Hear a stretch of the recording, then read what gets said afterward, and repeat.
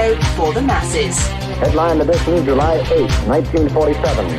The Army Air Forces has announced that a flying disc has been found and is now in the possession of the Army. If the game is rigged, change the game. Game changer. I occasionally think how quickly our differences worldwide would vanish if we were facing an alien threat from outside this world. This is Fade to Black with your host, Jimmy Church, on the Game Changer Radio Network and KGRA, the Global Radio Alliance. I need your help to get to the year 1985. You're listening to Fade to Black with Jimmy Church on the Game Changer Network. All right. Welcome, Fade to Black. Bespoke Radio for the masses. Yeah, man.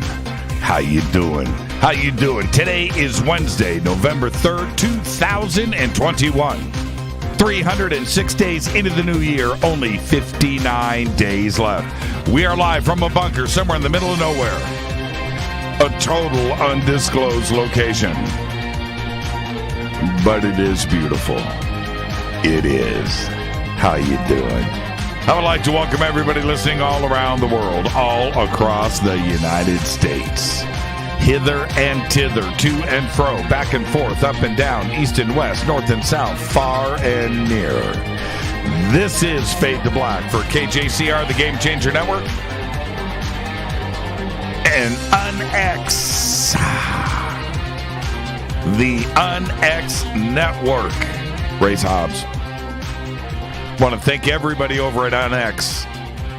Number one. That's what I'm talking about, but it's just too great. It's too great of a hangout not to be number one. So congratulations, everybody over at NX. The ride has just started. All right. How you doing? How you doing? It's going to be a great night tonight because we have a very special guest here. Our good friend, Paula Harris. That's right. Author, researcher, journalist, producer, all of that stuff. We're going to be talking about, she's from Italy. She's got the global view when it comes to contact and ET and UFO. It's so funny. I'll sit down and I'll be talking with Paula. And I always talk about, I'm from the United States. I'm from America, right? And that's what I talk. She's like, Jim, there's more going on out there, man. Like, I no, you don't get it. You think you do. She's right. So that's what we're going to talk about tonight. And she's always out there getting it done. And, the global, international side of disclosure and the ET question and UFOs.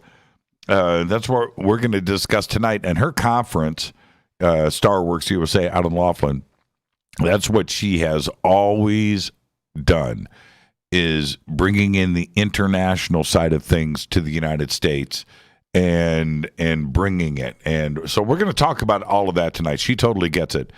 And something else, I'm going to see if I can get her to open up about something tonight that we were talking about earlier this week. So I'm going to feel that out. But I have my ways. I can get stuff. I can get anything I want out of an interview. I have that gift. I do. I have that gift. So so stay put. I'll give everybody the warning when you feel it coming. Then you'll know, and we'll see. I don't know. She's probably listening right now going, not Jimmy. Now I know what you're going to try to do. Yeah, she's the best, the absolute very best. And tomorrow night, Fader night, open lines all night long. Olivia, I really dig that I Dream of Jeannie. I really do. And that just brings back memories. And not to say that Tara eyes open, and Meow brought the good stuff tonight. So did Kaz. Ken Priest, that's good stuff right there, man. Third Stone, you guys are the best. Tri-Scale with the South Park puppet movie. What was that thing called? I can't remember. I can't remember the name of that movie. Funny though. Just saying. You guys are the best. Thank you. All right. Tomorrow night is Fader night. Now, I was talking to Paula earlier today, and she obviously listens to Fade to Black. She goes, Jimmy, I've got you all hooked up in Laughlin. You can leave on Thursday. And I said, thank you, and so she was listening. But anyway, she already did, but she was just letting me know that she's on top of it, her and the team out there. So, and she said, because we're going to be going to dinner Thursday night, so you got to get there early. So there you go. I will be at the conference Thursday night, and I'll see everybody there. Okay. All right. And it's not that far of a drive. It's actually a very leisurely drive from here. And there you go. But I'll see everybody at the Starworks USA UFOs, all the above and beyond conference this November 12th through the 14th in Laughlin, Nevada, at the Aquarius Hotel and Casino. Now, I got the schedule, right, of the events, for the weekend. And so I'm going down and I'm looking at this, and this is what it says. Oh, man. I love this. At 6:30 p.m. on Friday, I am the variety show. Oh, man. I'm kind of picturing Dean Martin, right? Maybe a little tumbler with something in it, some ice cubes and something. And maybe wear a fine suit because it's the Jimmy Church variety show. And she's the absolute very best. There was a surprise for me on the schedule. And right here, Ross Coulthard on the schedule. Go figure that one out. So that's awesome. I'm going to ask Paul about that tonight too as well.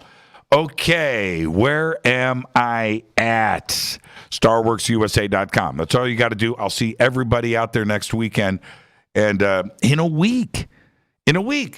Yeah, by the way, there will be no Fade to Black next Thursday night. We will be running a replay. All right, StarWorksUSA.com. The links are below. You can click there. We've got them up all over social media. And go to StarWorksUSA.com for your tickets and info and your lodging preferences. Follow me on Twitter at JChurchRadio. I can't stop watching Stevie Nicks. Tara, that is just not cool. That is, nobody plays a tambourine better than Stevie Nicks. At JChurchRadio's Twitter. Hashtag F2B is the sandbox where I am looking at Stevie Nicks. Bang on that tambourine. It is right there. And any questions during the show tonight, hashtag F2BQ. Let's get to the breaking news. Anjali has postponed her expedition in the Mojave to the ET base in the mountain. That's right. Well, contact and disclosure is just going to have to wait for now. Waiting for some kind of updates. And follow her Twitter account for that. Meta Facebook, or Facebook Meta, is about to break out their checkbook because a company called Meta that isn't Facebook is willing to sell their name if the price is right. Meta PC is a gaming manufacturer based in Phoenix, Arizona, and they sell custom desktops, laptops, and other hardware peripherals for the gaming community. Joe Darger and Zach Shute, the company's founders, have been operating as Meta PC for over a year and have applied for the Meta trademark back in August. The duo doesn't own the name yet, but they're ahead of Zuckerberg on the waiting list. Uh-oh. However, they are willing to part with the name if Zuckerberg forks over $20 million in cash. Now, that might sound like a lot of dosh, but Meta PC will have to rebrand everything, retool everything, do all of that stuff if the name change happens, which will cost them a lot of ducks from their pond. 20 million big ones. That's a pretty big payday. That's all right. Well, hazardous asteroids have impacted Earth in the past, and we should be concerned about potential future threats. We all know this. That's why NASA is launching the Double Asteroid Redirection Test Mission November 23rd. That's right, a couple of weeks. The space agency is talking up its plans for DART in a briefing tomorrow. The virtual media briefing kicks off at 10 a.m. Pacific time, that's 7 a.m. Eastern, tomorrow, November 4th, and you can watch the live stream over at cnet.com. The mission's destination is actually a pair of space rocks. Larger asteroids Didymos is orbited by a small moonlet named Dimorphos. And in late 2022, DART will smash into the moonlet to try and change its orbit around its bigger friend. If that works, it could offer a blueprint for redirecting potentially dangerous asteroids away from Earth. SpaceX, that's right, Elon, is set to escort DART off this planet with an assist from a Falcon 9 rocket launching from Vandenberg Air Force Base down the street right here in California. Well, this is crazy news. Listen to this. The Federal Communications Commission, the FCC, has authorized a satellite internet project from Boeing. Now, Boeing first proposed this back in 2017. Boeing can now move forward with building, launching, and operating its own broadband internet network from space, joining its main aerospace competitor, Elon Musk. Boeing's plan involves placing 132 satellites into a low Earth orbit at an altitude at about 656 miles. Another 15 will be launched non-geostationary orbit. In other words, those suckers are going to be moving at an altitude between 16,998 to 27,478 miles. The company says it wants to use the satellites to offer broadband internet and communication services to residential customers, government and business users in the United States, Puerto Rico, and the U.S. Virgin Islands, while the network gets built out. And then the rest of the world once it's complete. Let's get this show cracking. Happy birthday to, do you remember this guy? Dolph Lundgren.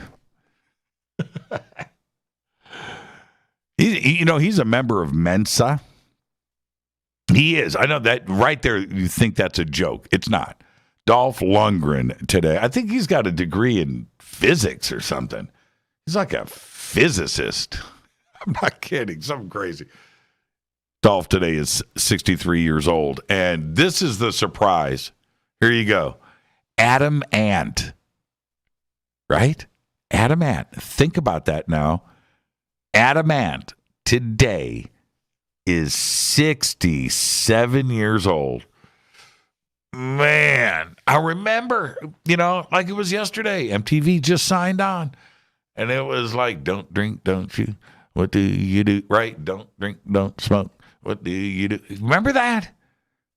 That was just a little kid. Adam Ant. That was a good guitar lick. 67 years old. Slipknot guitarist Mick Thompson. Today, the lucky number 7 is 48 years old. I like Mick. He's a cool dude.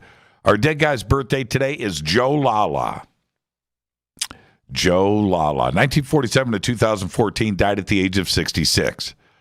In 1966, Joe co-founded the band Blues Image as a drummer. Remember that? I was going to name some of the songs. As a drummer and percussionist, he worked with the Byrds, Crosby, Stills, Nash and Young, Manassas, the Stills Young Band, the Bee Gees, Whitney Houston, Joe Walsh, and many others.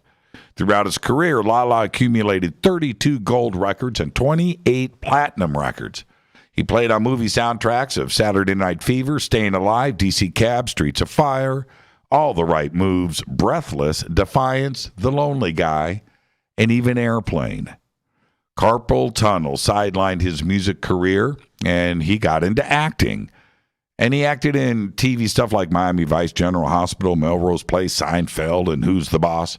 And in films Sugar Hill, On Deadly Ground, Havana, Out for Justice, Marked for Death, and Born in East L.A. Many more, by the way. But it was his animated shows that were so amazing. Joe Lala did voices in Batman, the animated series, Pinky and the Brain, Quack Pack, The Angry Beavers, The Adventures of Jimmy Neutron, Boy Genius. I love that cartoon.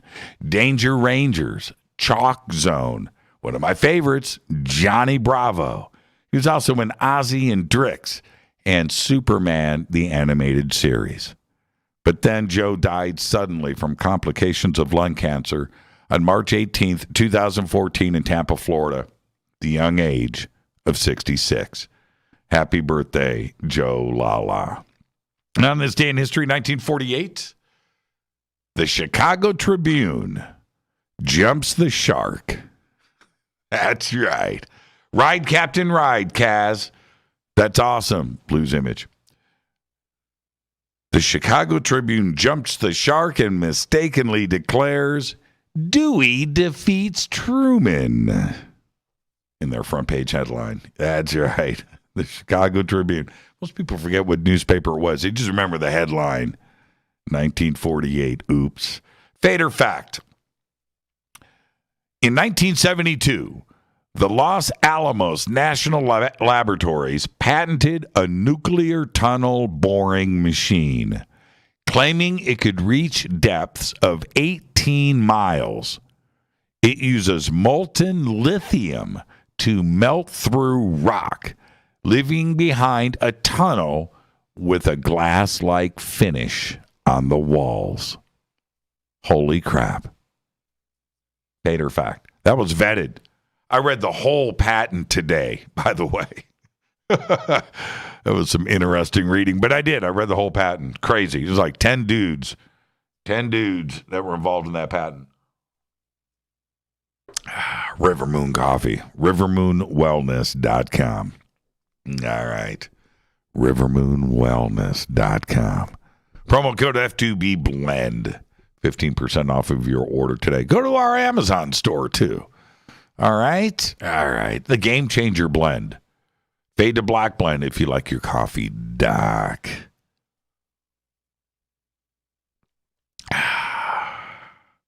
Jimmy Church Variety Show.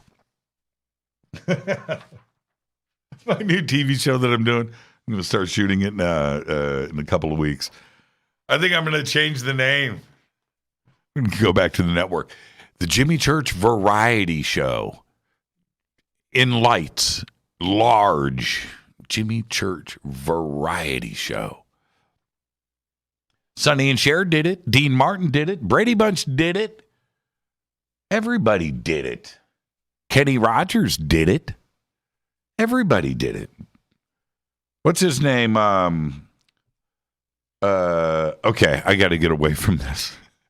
Jimmy Church Variety Show. All right. I posted this up today in social media. The first trailer for Roland Emmerich's new sci-fi devastation spectacular, Moonfall, has arrived and it promises epic destruction on an unprecedented scale. Yeah. Now, for me, Roland has always delivered the good stuff. You got Independence Day, right? 2012. I still watch that movie all the time. Love the ending.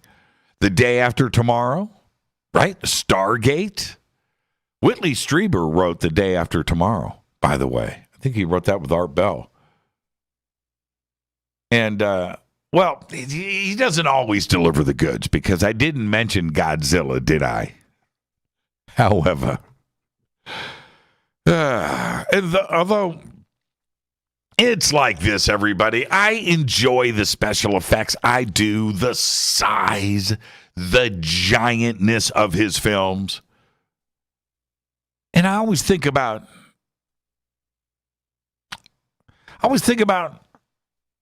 how many people just died.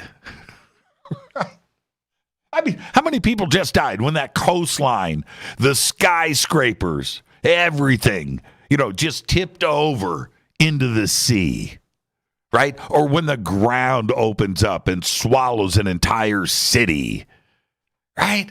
Flying a plane through the crevices of the new Grand Canyon and condominiums and shopping malls are falling into the earth. Right? How many people just died?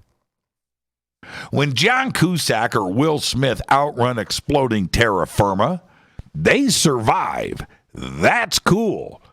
But how many didn't? Seriously, in a weird way, sometimes it's hard for me to watch those huge, epic scenes of destruction. Sure, they're gorgeous to look at. But in them, everybody dies. Think about that. The little puppies, dead. Right? Dead. It's like, for me, I keep thinking that Roland just doesn't like planet Earth. He's always blowing it up. Think about it. Now, Moonfall has it all. It does. And you get this quote from Donald Sutherland, who looks great, by the way, in the trailer. That little clip of Donald is pretty epic. But Donald Sutherland says this thing in the trailer. He says, quote, he goes, "The Earth has survived 5 mass extinction events. This is going to be the 6th. And you're like, whoa, that's right. Here we go. Roland is back. Right? And I swear, go watch the trailer. Go watch it. Anyway, there's more, though. We've got a new Apollo moon hoax. Yeah, in play in this movie. Apollo 11 made it. Yepers, it did. But while there, they discovered that our moon was, wait for it, hollow. Seems that Roland listens to way too much Fade to Black, but enough of that. Yeah, the moon is hollow.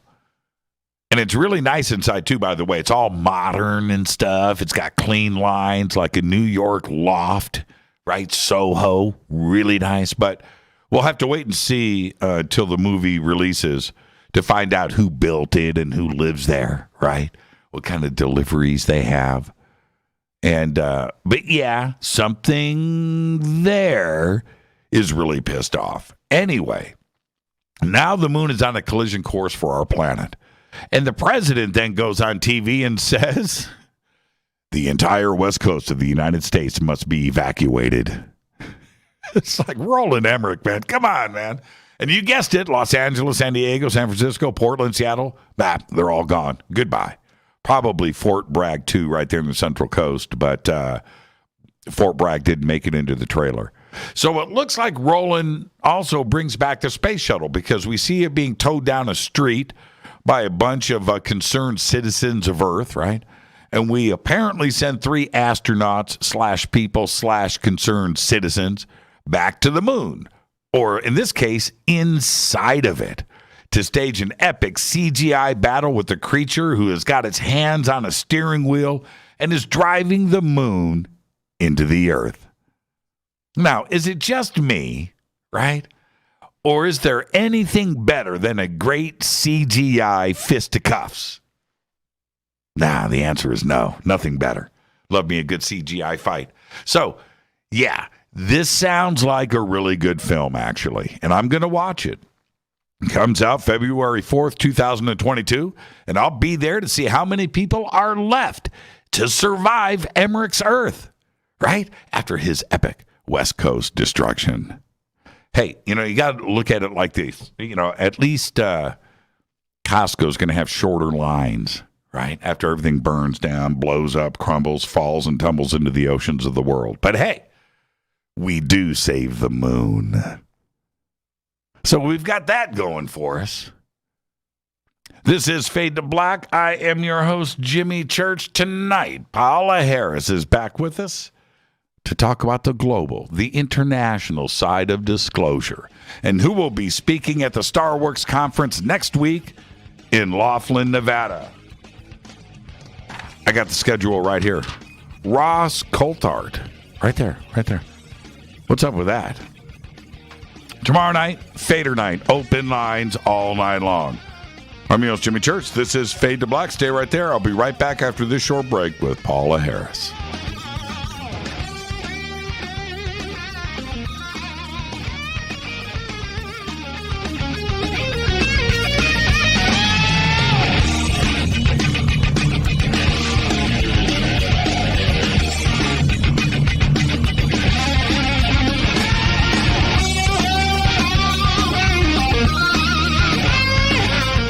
This is Nicole Church, daughter of you-know-who, and you're listening to Fade to Black on JimmyChurchRadio.com and the Game Changer Network.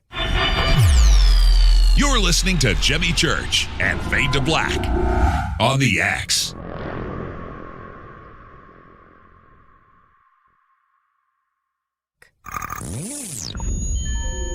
You're listening to Jimmy Church, Fade to Black. Fade to Black will now pause for alien identification.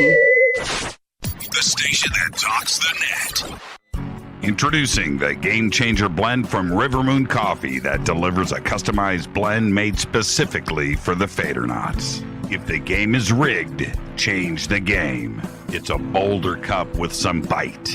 Game Changer is the coffee of choice for those that prefer an organic dark roast that is slightly lighter and milder, but it's still dark. With wild notes of pecans and chocolate with a rich, balanced, full-bodied cup that is roasted to perfection for a great coffee to start your day, as an after-dinner coffee or anywhere in between. Artisan, small batch roasted to perfection. USDA certified organic, all Rivermoon coffee is freshly roasted and packaged in the USA. Just go to rivermooncoffee.com or click on the banners over on our site and use the promo code F2B Blend for 15% off of your order today.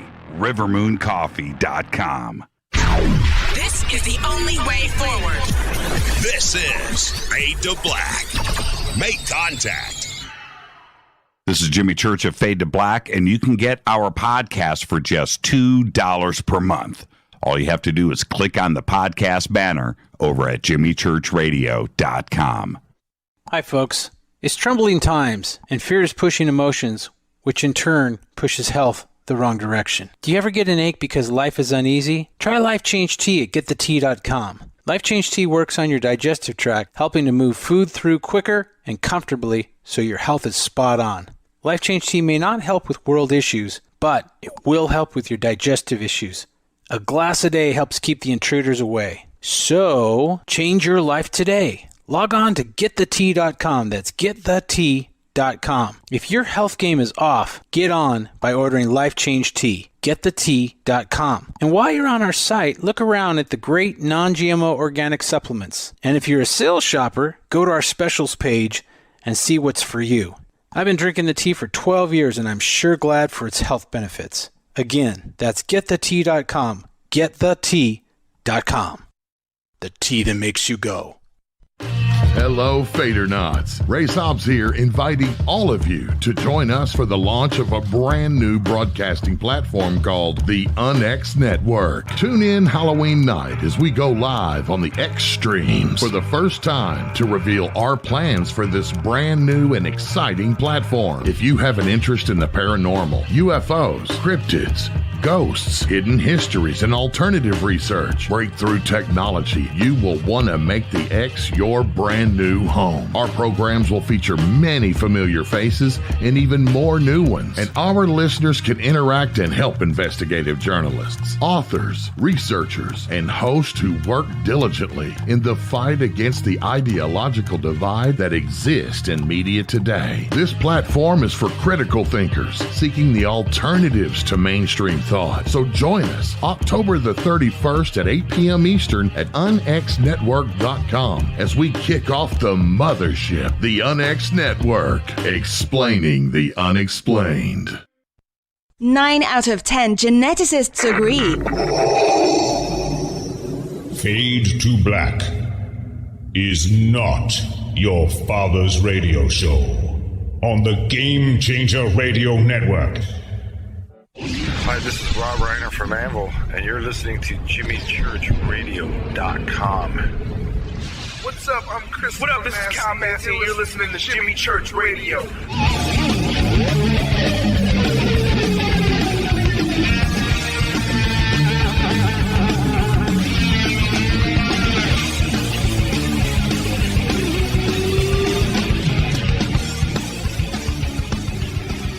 All right, welcome back. Fade to Black. I'm your host, Jimmy Church.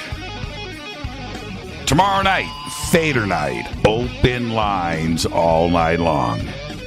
That's right. Get ready for that. Love it.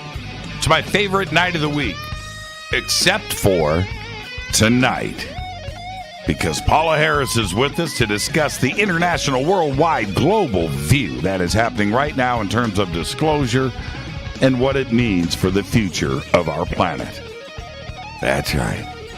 She's a photojournalist, an investigative reporter in the field of UFOs and extraterrestrial related phenomena research. With a master's degree in education, she is also a widely published freelance writer. She has studied extraterrestrial related phenomena since 1979.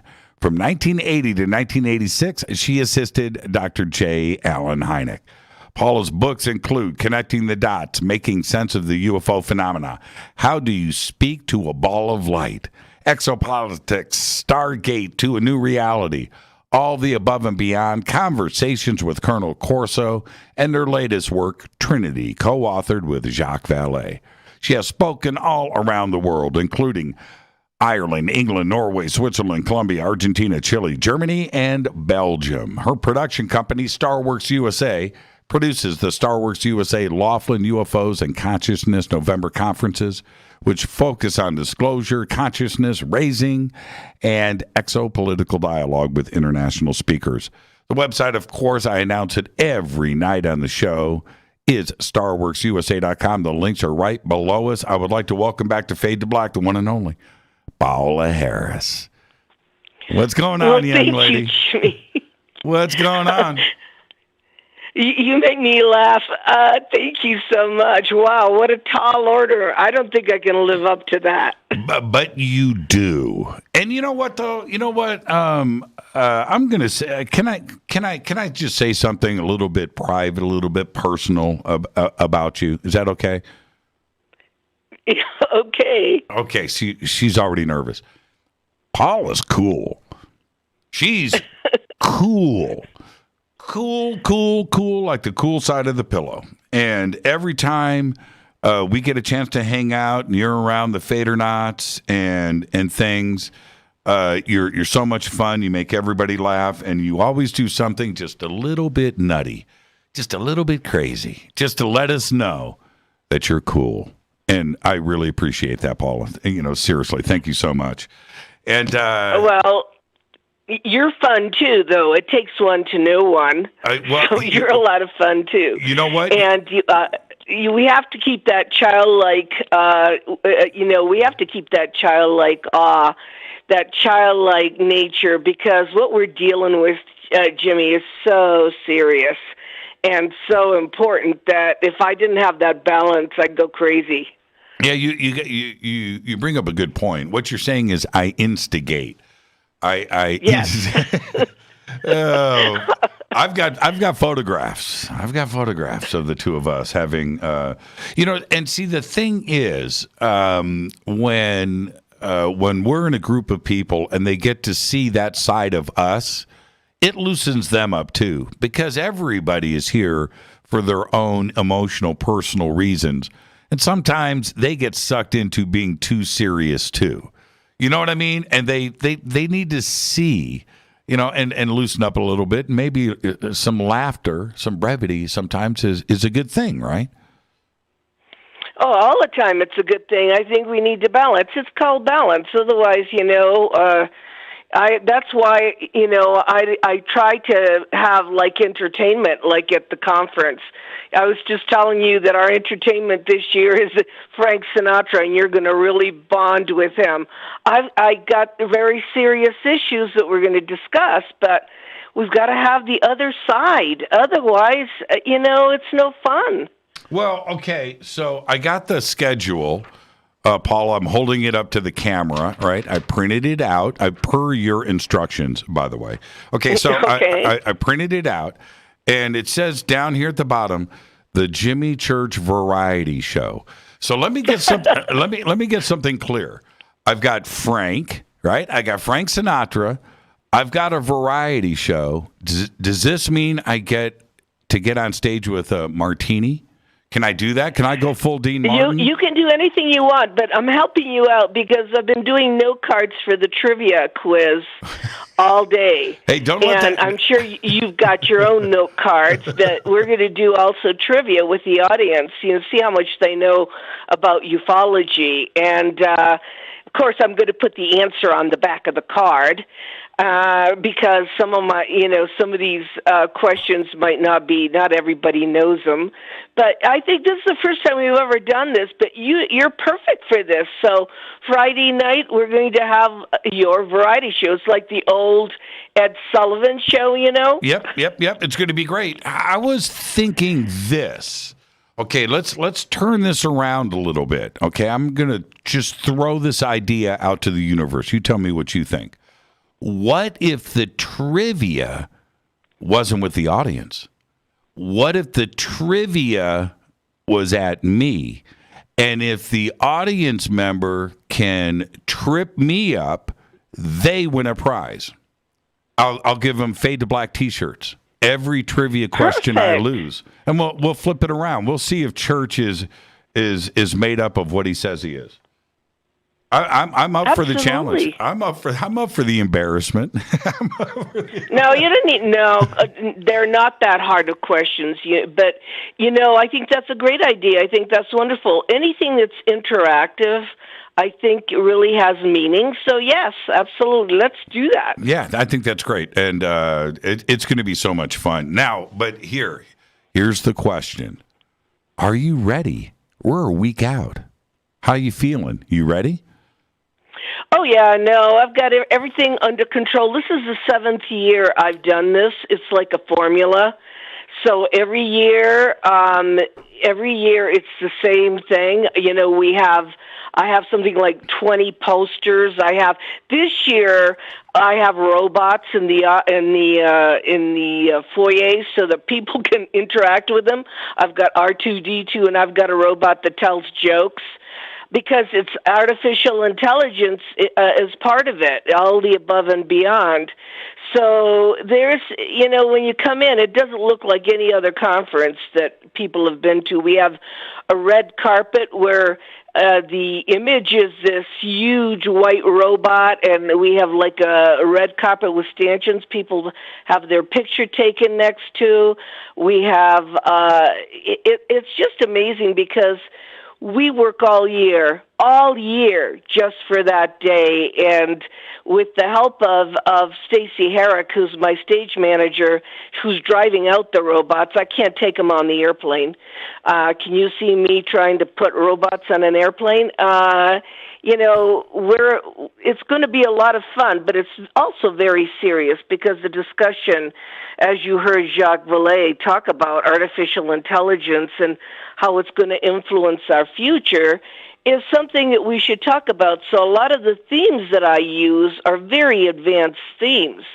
I want to talk about the future. I want to talk about not only the future of the planet, but the future of technology, the future of consciousness, and all of that, which are themes. Our conferences are always theme-based. Now, what's the? I'm going to stay on this for a second. The schedule of things, but you always do a color. What's the theme this year? What do I have to go get a special tux? No. By the way, this was going to be a surprise, but I'll tell you, every one of the male speakers or my AV crew gets a Jerry Garcia tie. Okay, and the colors are gold and blue. You don't have to wear a tie, but you're going to take a tie home. And we have classroom style seating, so it's all long tables, and they'll have blue tablecloths. And then at the gala dinner, everybody dresses in blue and gold, so the whole room is blue and gold. When we did the last conference, which was absolutely magnificent, it was on remote viewing. We had Russell Targ and Uri Geller, long distance. We did black and white, so you can imagine everything was black and white, and it looks so classy. But this is part of it. We designed this conference. It's not just something that's slapped together. We designed the tickets, we designed the badges, the red carpet, all the posters. And it's fun, and it has to be fun, or I wouldn't do it. Can I take my poster home with me? Absolutely. I've already stolen a couple from you. I'm just going to let you know. I needed to add it to my collection. So it's blue and gold. So I have to... Blue and gold, yeah. I mean... Gold lame tux with a blue shirt. You're actually going to do that? Why wouldn't I? You would actually rent a gold, like Elvis Presley, a gold lame tux. Why not? Doesn't that sound fun? I think it's amazing, but it'll certainly be a surprise. It'll be a photographic moment, that's for sure. Well, I'm stuck now that I've opened up my mouth. Yes, you are. Okay, now, and I was going over the schedule, and things are great, but I'm rolling down, and this name jumped out at me, Ross Coulthard. What's that all about? Yeah, Ross Coulthard has written a book called In Plain Sight. I met him while he was doing interviews in the United States. He is from Australia, an up-and-coming, star in the UFO field, but he did 60 Minutes Australia. I was really, really impressed with him.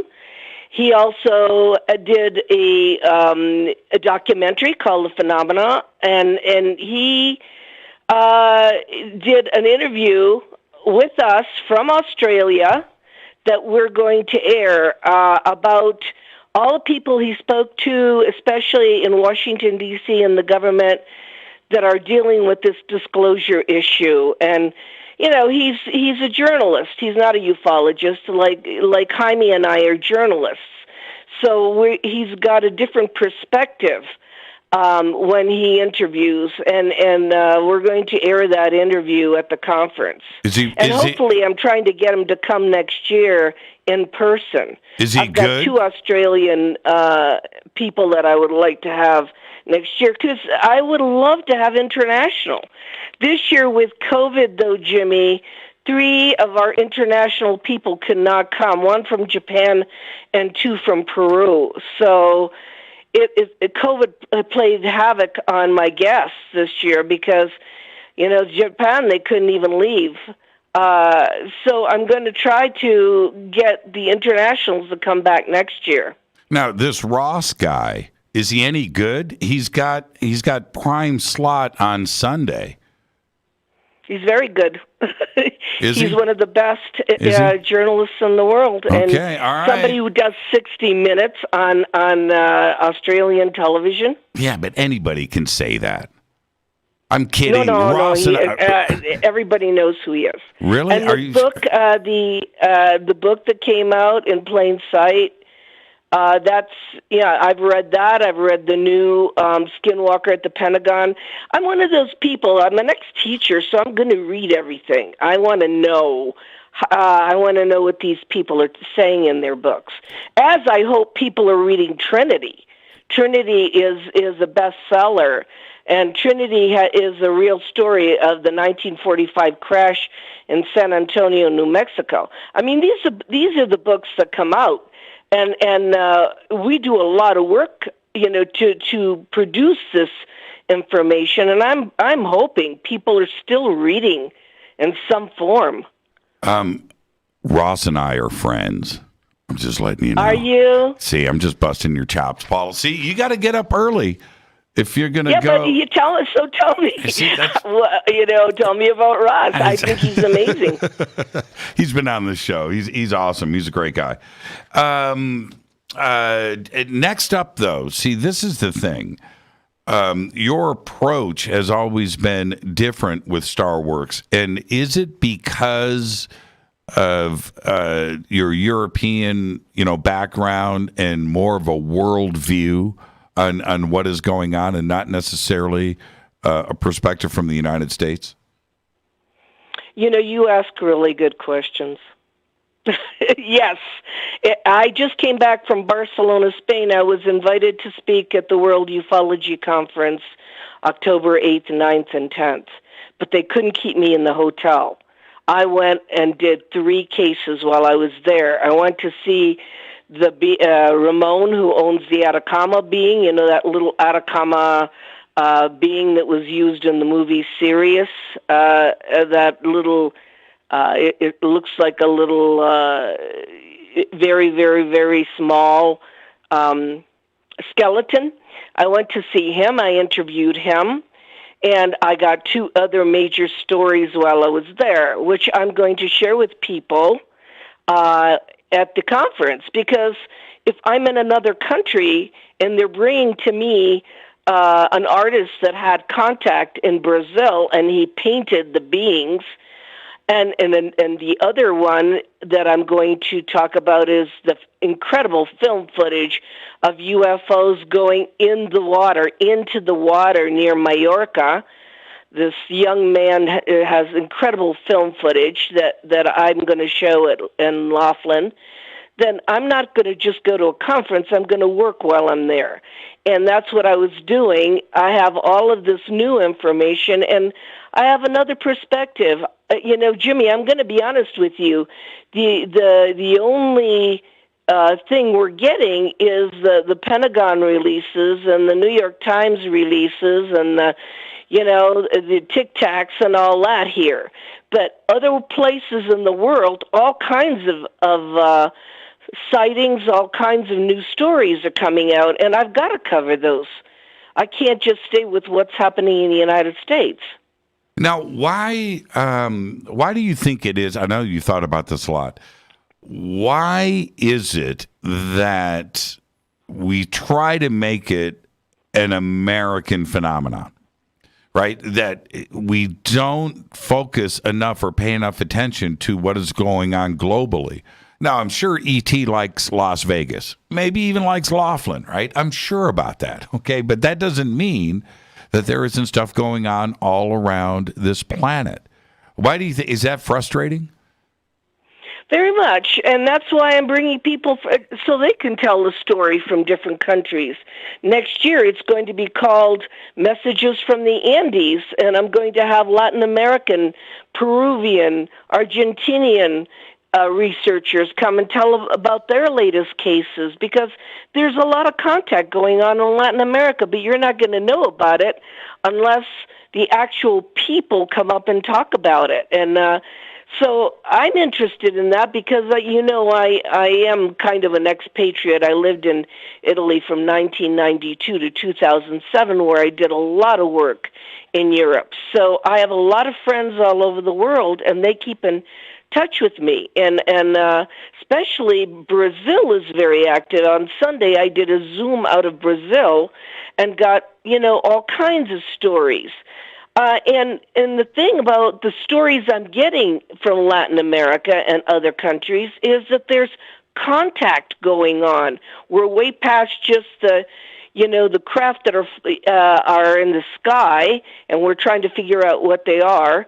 We should be listening to contactees. That the contact that's going on in other places is very important. It should be part of the mix. We should be looking at all of it. And then, of course, you see that Grant Cameron is speaking at the conference. He's in Canada, so it's difficult for him to come. He will be virtual, but Grant Cameron has graduated to consciousness. And consciousness, I think, is the bottom line of the whole entire phenomena. I mean, this phenomena is very weird. It's very unpredictable. And I think it is being a part of consciousness that's really important for humanity. The raising of consciousness in any way that we can do it. And so there's so much more than just the nuts and bolts ufology that I began with. I began that way with Alan Hyneck. I worked with him for 6 years, and it was just all nuts and bolts and, sightings and recording traces and all that stuff. We've gone way past that. I just don't want to go back to that because we're past that. And unfortunately, in my opinion, what's coming out is back in the Hyneck days. The recording of the sightings and the interaction with airplanes and ships and so forth. We are way past that. And I'm just hoping that somehow we can all sit at the table someday and catch up. Well, let me ask you a question then. Shouldn't it be both? The tic-tac and what's going on with the United States Navy doesn't appear to be some kind of consciousness event. I don't think they were called in by those fighter pilots, and I don't think they reached out to the fighter pilots. I don't think there was any telepathy going on. That's a nuts and bolts craft. That's a nuts and bolts situation. Playing games. Right. A nuts and bolts craft that knows just what it's doing, and it kind of plays games with your mind. I mean, those poor pilots. It plays games. And so you're looking at do you think it's on vacation? I mean, the first thing you say is, what is it doing there? Right. It doesn't belong there. Those are the questions that should be asked. What's it doing here? I see your point. It's really crazy. Yeah, no, now I see your point.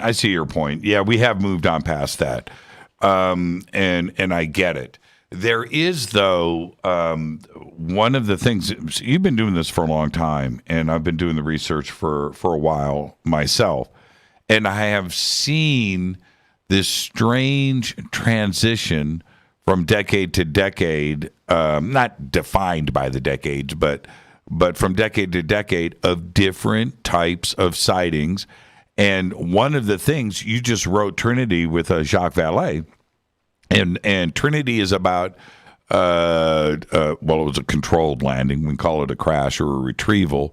But we've gotten away from that. We haven't heard much about landings lately, not in the last 15 years. The last thing that I remember hearing about was the Needles, California incident back in 2008. And that was 13 years ago. That's true. The case I'm going to bring up in Laughlin, though, was in 2009, and it was a landing, in a place called Fortaleza in Brazil, which is, by the way, mentioned in the Skinwalker at the Pentagon book. I was shocked that city in Brazil was mentioned. And I talked to the gentleman who's a famous artist in Barcelona who saw the landing, sat down, and sketched the beings. They allowed themselves to be sketched. It changed his whole style of painting. His name is Robert Lemos, very, very famous painter.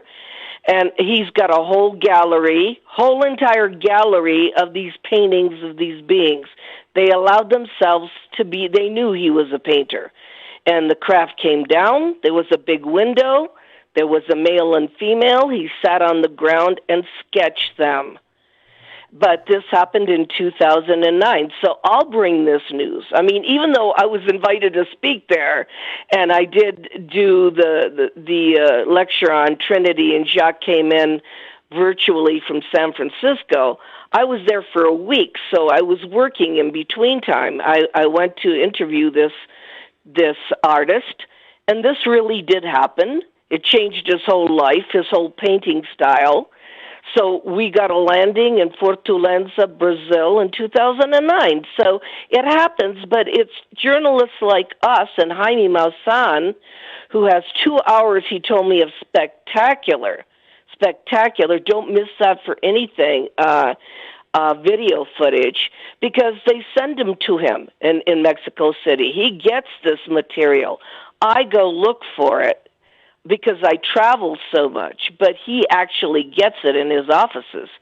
So we will expand on this, but the average person in the United States wouldn't know about it. I mean, how would you know about it? It's really hard. You can't get it off of social media because you can't trust what you're seeing. So it's our responsibility, we in the international community, to share this stuff. The Fadernauts are sending me gold tuxedos. The eagle has landed. The eagle has landed. I can't wait for this. This is going to be great. I'm all in now. My chips are at the center of that table, man. I am all in. Let's take our break right here. This is Fade to Black. I am your host, Jimmy Church. Tonight, Paula Harris is with us, talking about the international, the global implications of disclosure and the future of our world. I'm your host, Jimmy Church. This is Fade to Black. More with Paul after this short break. Stay with us.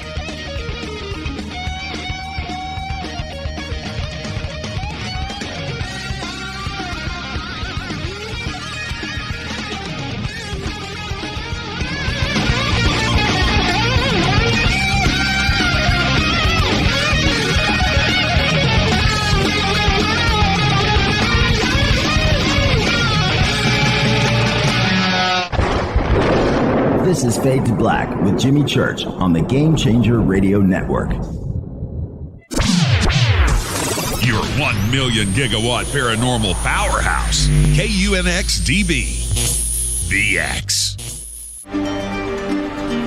This is Billy Carson with ForbiddenKnowledge.tv. Forbidden Knowledge TV has just reached its 1-year anniversary. That's right, 1 year. And as a show of appreciation, we are giving all new subscribers a free 30-day trial of ForbiddenKnowledge.tv. That's 30 days to binge watch thousands of movies, documentaries, conferences, workshops, lectures, yoga classes, meditation courses, and so much more. So log on to ForbiddenKnowledge.tv from your computer or mobile device, or get the Forbidden Knowledge TV app on Apple TV, Roku, Amazon, iTunes, or Google Play today, and use coupon code 30daysfree. That's coupon code 30 days free on ForbiddenKnowledge.tv today. Because you never got that pony you always wanted. Damn it. Jimmy Church and Fade to Black on the Game Changer Network. Listen, I know, and you know, that you've always wanted your first crystal skull. Or maybe you're a collector just like me, but you just don't know where to go to find the real thing. Then I met Carolyn Ford over at EinsteinTheCrystalSkull.com. Carolyn is the guardian of Einstein, one of the most respected ancient crystal skulls in the world. All of her unique skulls have been imprinted sitting with Einstein in his sacred lodge and are carved from the finest gemstone and materials. Imprinting is the process of receiving the ancient wisdom from the master skull or master computer. Einstein, the ancient crystal skull. To see Carolyn's current collection of crystal skulls, just visit her store at EinsteinTheCrystalSkull.com or click on the banner over on our site. Don't forget to use the promo code Jimmy at checkout to receive 10% off of your order today. That's promo code Jimmy. Finding your first or next crystal skull is easy. Just visit EinsteinTheCrystalSkull.com. When you take the beans from Central America with dashes of Indonesian and African mixed in and then roast it to the dark side of Fade to Black, you create the ultimate brew of fringe. Introducing the Fade to Black blend from Rivermoon Coffee. Yes, Rivermoon's darkest customized roast was created for the love of Fade to Black. The alchemy of masterful roasting and smoking the beans is in every sip of this full-bodied, dark Java. I need my coffee dark, deep, with distinct bittersweet chocolate highlights, just like the bunker. Leaning further into the darkness of the roast is Fade to Black blend from Rivermoon Coffee. Just click on the banner at jimmychurchradio.com and use the promo code F2B blend for 15% off of your order today. Hello, I'm Katie, and you're listening to my main man, Jimmy Church, on jimmychurchradio.com. Hi, this is Ray Hobbs here, repping the planet, and you're listening to my good friend, Jimmy Church, Fade to Black. This is Toby Kebbell. You're listening to jimmychurchradio.com. Don't hurt me, Jimmy. I'm only little. Hey, I'm Adrian Grenier. And this is Ari Gold. We're the Honey Brothers. We are of the Honey Brothers. Hey, I'm Adrian Grenier. And I'm Ari Gold. We're the Honey Brothers. And you're listening to Jimmy Church. The Revolution. This is Jimmy Church of Fade to Black, and you can become an official Fadernaut by just going to our membership section at jimmychurchradio.com. Hello, this is Serena Wright Taylor from Conscious Life Expo, and you're listening to Fade to Black with Jimmy Church, who holds the Lucky Pony record for the best astrological chart since 1963. True story. This is Micah Hanks of the Gralien Report, and you're listening to Jimmy Church on Fade to Black.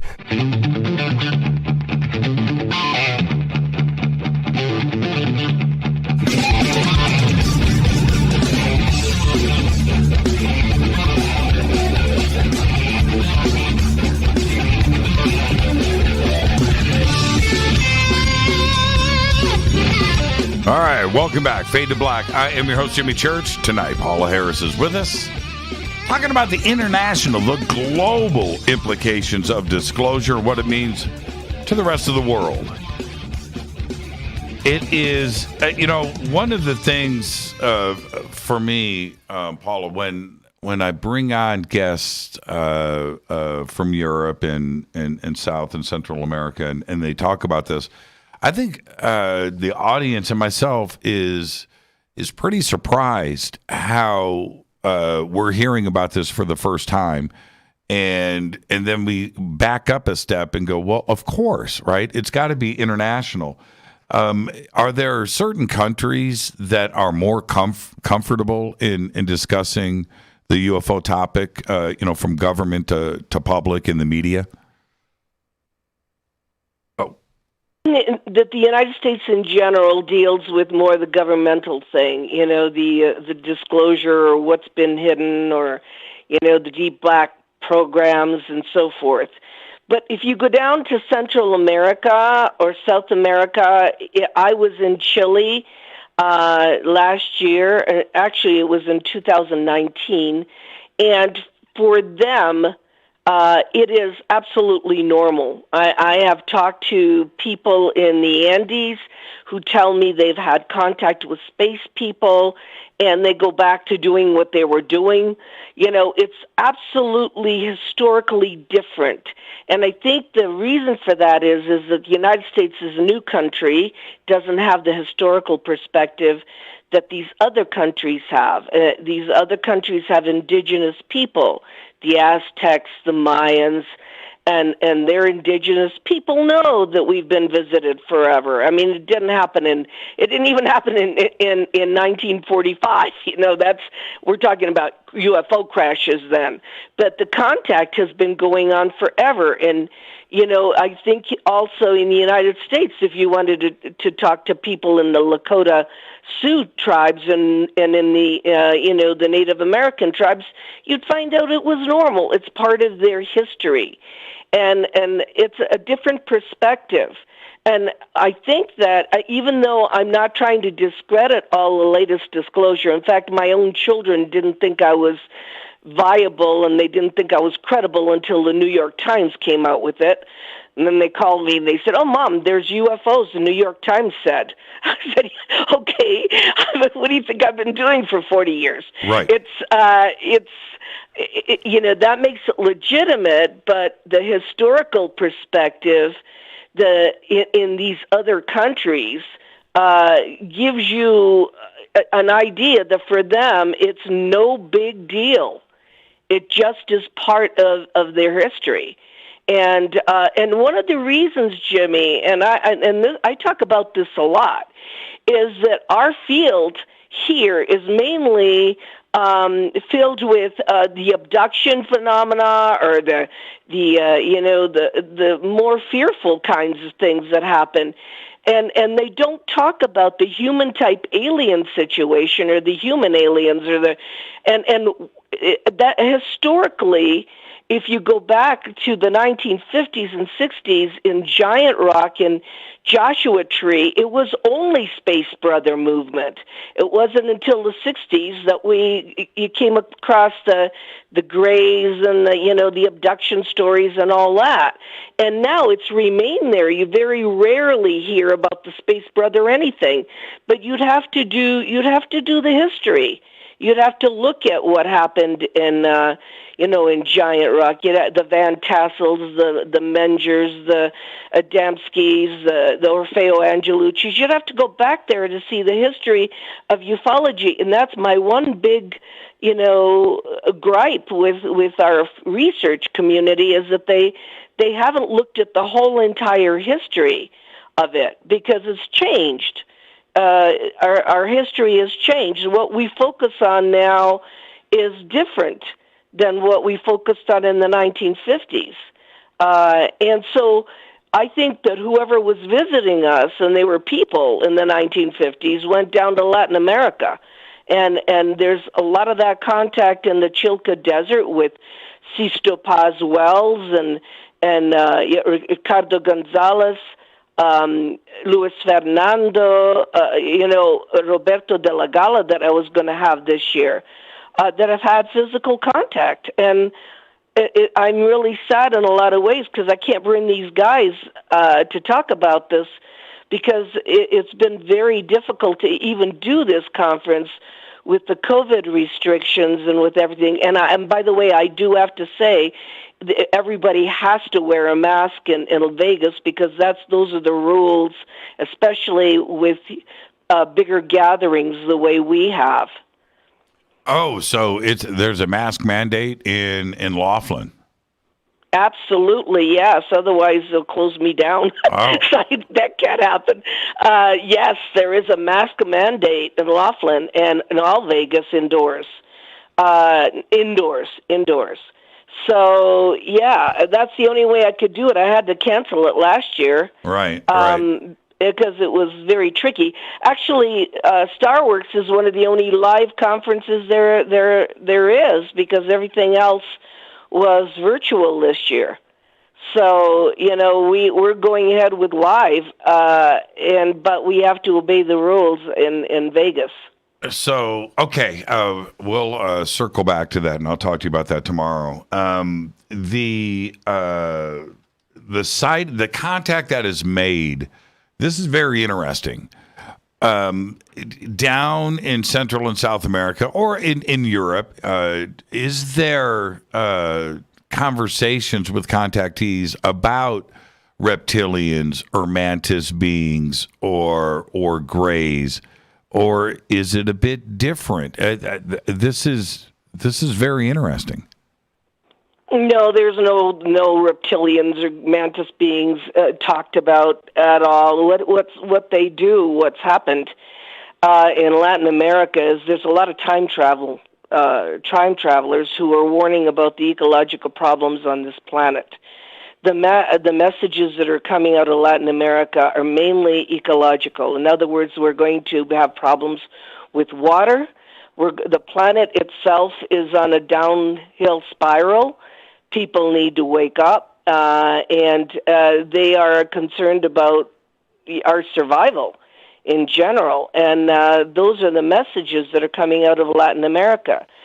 the messages that came out of Italy with the friendship case in 1956, and those were human type beings too, and they basically talked about the use of nuclear as self-destructing. And there was also a case called the friendship case in Chile, in Chiloé, the island of Chiloé, and I interviewed those people down there that had the actual contact with the beings, and the beings were Nordic-like, and they explained that the beings were high technologically advanced. They also could heal, and that they had interaction with the people of Chile, and I think the use of technology, and I remember Clifford Stone telling me, he said, Paula, he said, the problem with the human race is that we are not growing spiritually with our technology. There's less responsibility for the technological advances, and even the ones we don't know about or we don't hear about. God bless Clifford Stone. We're doing a memorial to Paul Hellyer, Clifford Stone, Angela Joyner, and so many of the great people at Laughlin. They were friends of mine. They're people I worked with. And in these warnings, I mean, it doesn't take a rocket scientist to see that the planet is not in good shape. And that somebody is noticing, and somebody wants us to survive this. So it isn't all, scary and fear-based. And as far as the Greys or the Mantis or so forth, I remember Colonel Corso, who was a very close friend of mine, telling me that there were 52 different species categorized in the Pentagon. And when Clifford Stone told me there were 57, and that he had a manual that showed, designs of them, because he did crash retrieval, then we're not talking just about Greys, reptilians, and, Nordics. I mean, we shove them in three categories, which is, what do you call the Virginia case that James Fox is working on? It doesn't go in any of those categories, and it was a Brazilian case, and the Brazilian case that I just talked about now, the beings that allowed themselves to be painted, they don't look like any of those either.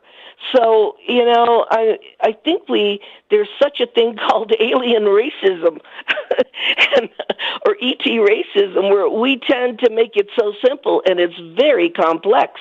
Yeah, aliens matter too. Now, but Paula, this is very interesting to me, where we have hundreds of thousands of contactees in the United States that have talked about these situations where there were multiple races in the room, but a mantis being, a reptilian, Nordic, and if this isn't something that that is happening as frequently down in Central and South America and internationally, I have to ask why. Why do you think that is? I think contact is very complicated. I think that when you have contact, you have an overlay of your background, and you tend to interpret it the way you were raised, or you tend to interpret it. You got to put it in a box, Jimmy. Otherwise, you go insane. Right. And I think that the people that have been raised a certain way are going to interpret it a certain way. They have to. I mean, can you imagine how traumatic that is? So the only difference between those people and me is I have no box. I have no idea. I have no idea what it is. Right. I have no idea what it's about, and I'm open to all possibilities. But I'm reporting to you what's been told to me. Well, you were there too. I've been to Colombia, to Argentina, a lot to Chile, because I've been in the Atacama Desert twice, and I've been to Peru, the Andes, and they never talk about little gray beings, ever. Now, they talk about the Space Brothers. Well, and these people. Let's the video of you in the desert down in South America from last year. Where was that? or 2 years ago? Okay, we did a tour of Peru. We started in Lima, and it was really hard on me because I don't do well in 15,000 feet, 10,000 feet Andes. And we went to Yungay and Chavan and some of the ancient places. In fact, I saw elongated skulls in little-known museums there that nobody goes into, and I walked in and saw these elongated skulls in there. And it was part of a film, and we're going to show that film in Laughlin called Making Contact. It's the story of Ricardo Gonzalez. And I also ended up in the Chilca Desert where Sisto Paz and the young men in the 1970s saw the landing of the ships and went inside the ships. So I went to all these places, kind of relived where they had all their contacts because I wanted to see. I wanted to be there. I wanted to experience it. And it's a whole different narrative than what we experience in the United States, whole different. And I talked to the common people, we were in a B&B, and we were under the mountain of Huascaran in the Andes. This is the tallest mountain in the world. And I was in this B&B, and this little old lady was cooking us some dinner, and I walked in and I said, "Did you ever see the beings that live in that base in the mountain?" She said, "Oh yeah, my husband sees them a lot when he goes hiking." And she said, "2 of them came down and spoke to my children in their bedrooms when they were 10 years old." And then she went back to cooking. And I thought, oh my God, I'm standing there with my mouth open thinking, it's that normal? I mean, she said 2 of them talked to her kids, because they're people. Right. We're dealing with people. And I thought, boy, do I have to adjust my brain, because I'm talking to people who don't want to be on TV, don't want to make money. It doesn't become about them. I'm talking to the normal people, the farmers in the fields and the people who live in these villages. They're villages. They're not skyscraper cities. And I've come to the conclusion that I think that some of these visitors, and by the way, these particular people were time travelers because they predicted a lot of the events on the planet. So then I had to wrap my mind around time travel, and that's so hard. It's hard for me to figure that out. I know it's possible, but it's hard for me to actually digest that there are some civilizations that travel in time. And then it's so complex. Ufology in general is so complex that it should be an academic study. And I will always say that because I'm an educator. We should be studying this in the university. We should be looking at all these cases. We should be sitting together, putting pieces of the puzzle together. Instead, we all have a separate piece, and we won't get together. Now, did you make contact in Peru? No, well, I didn't make contact, but boy, did I have experiences that were totally weird. And they were usually at night and in very remote places. Like what? Tell. In the Atacama Desert. In the Atacama Desert, I had a situation where I just felt like there was something in this field, and I went in there, and all the trees lit up. They just lit up. And I thought, something's there. I don't know what it is. I wasn't scared because I had the feeling I was supposed to go there. And I wasn't alone. I had Mark McNabb following me with a camera, and actually he'll be in Laughlin because that's the film they're going to show, because they have several sightings that they were able to record with fantastic cameras. So is there more contact there? Yes, it's more isolated. And as far as contact with the people, they consider it part of their history.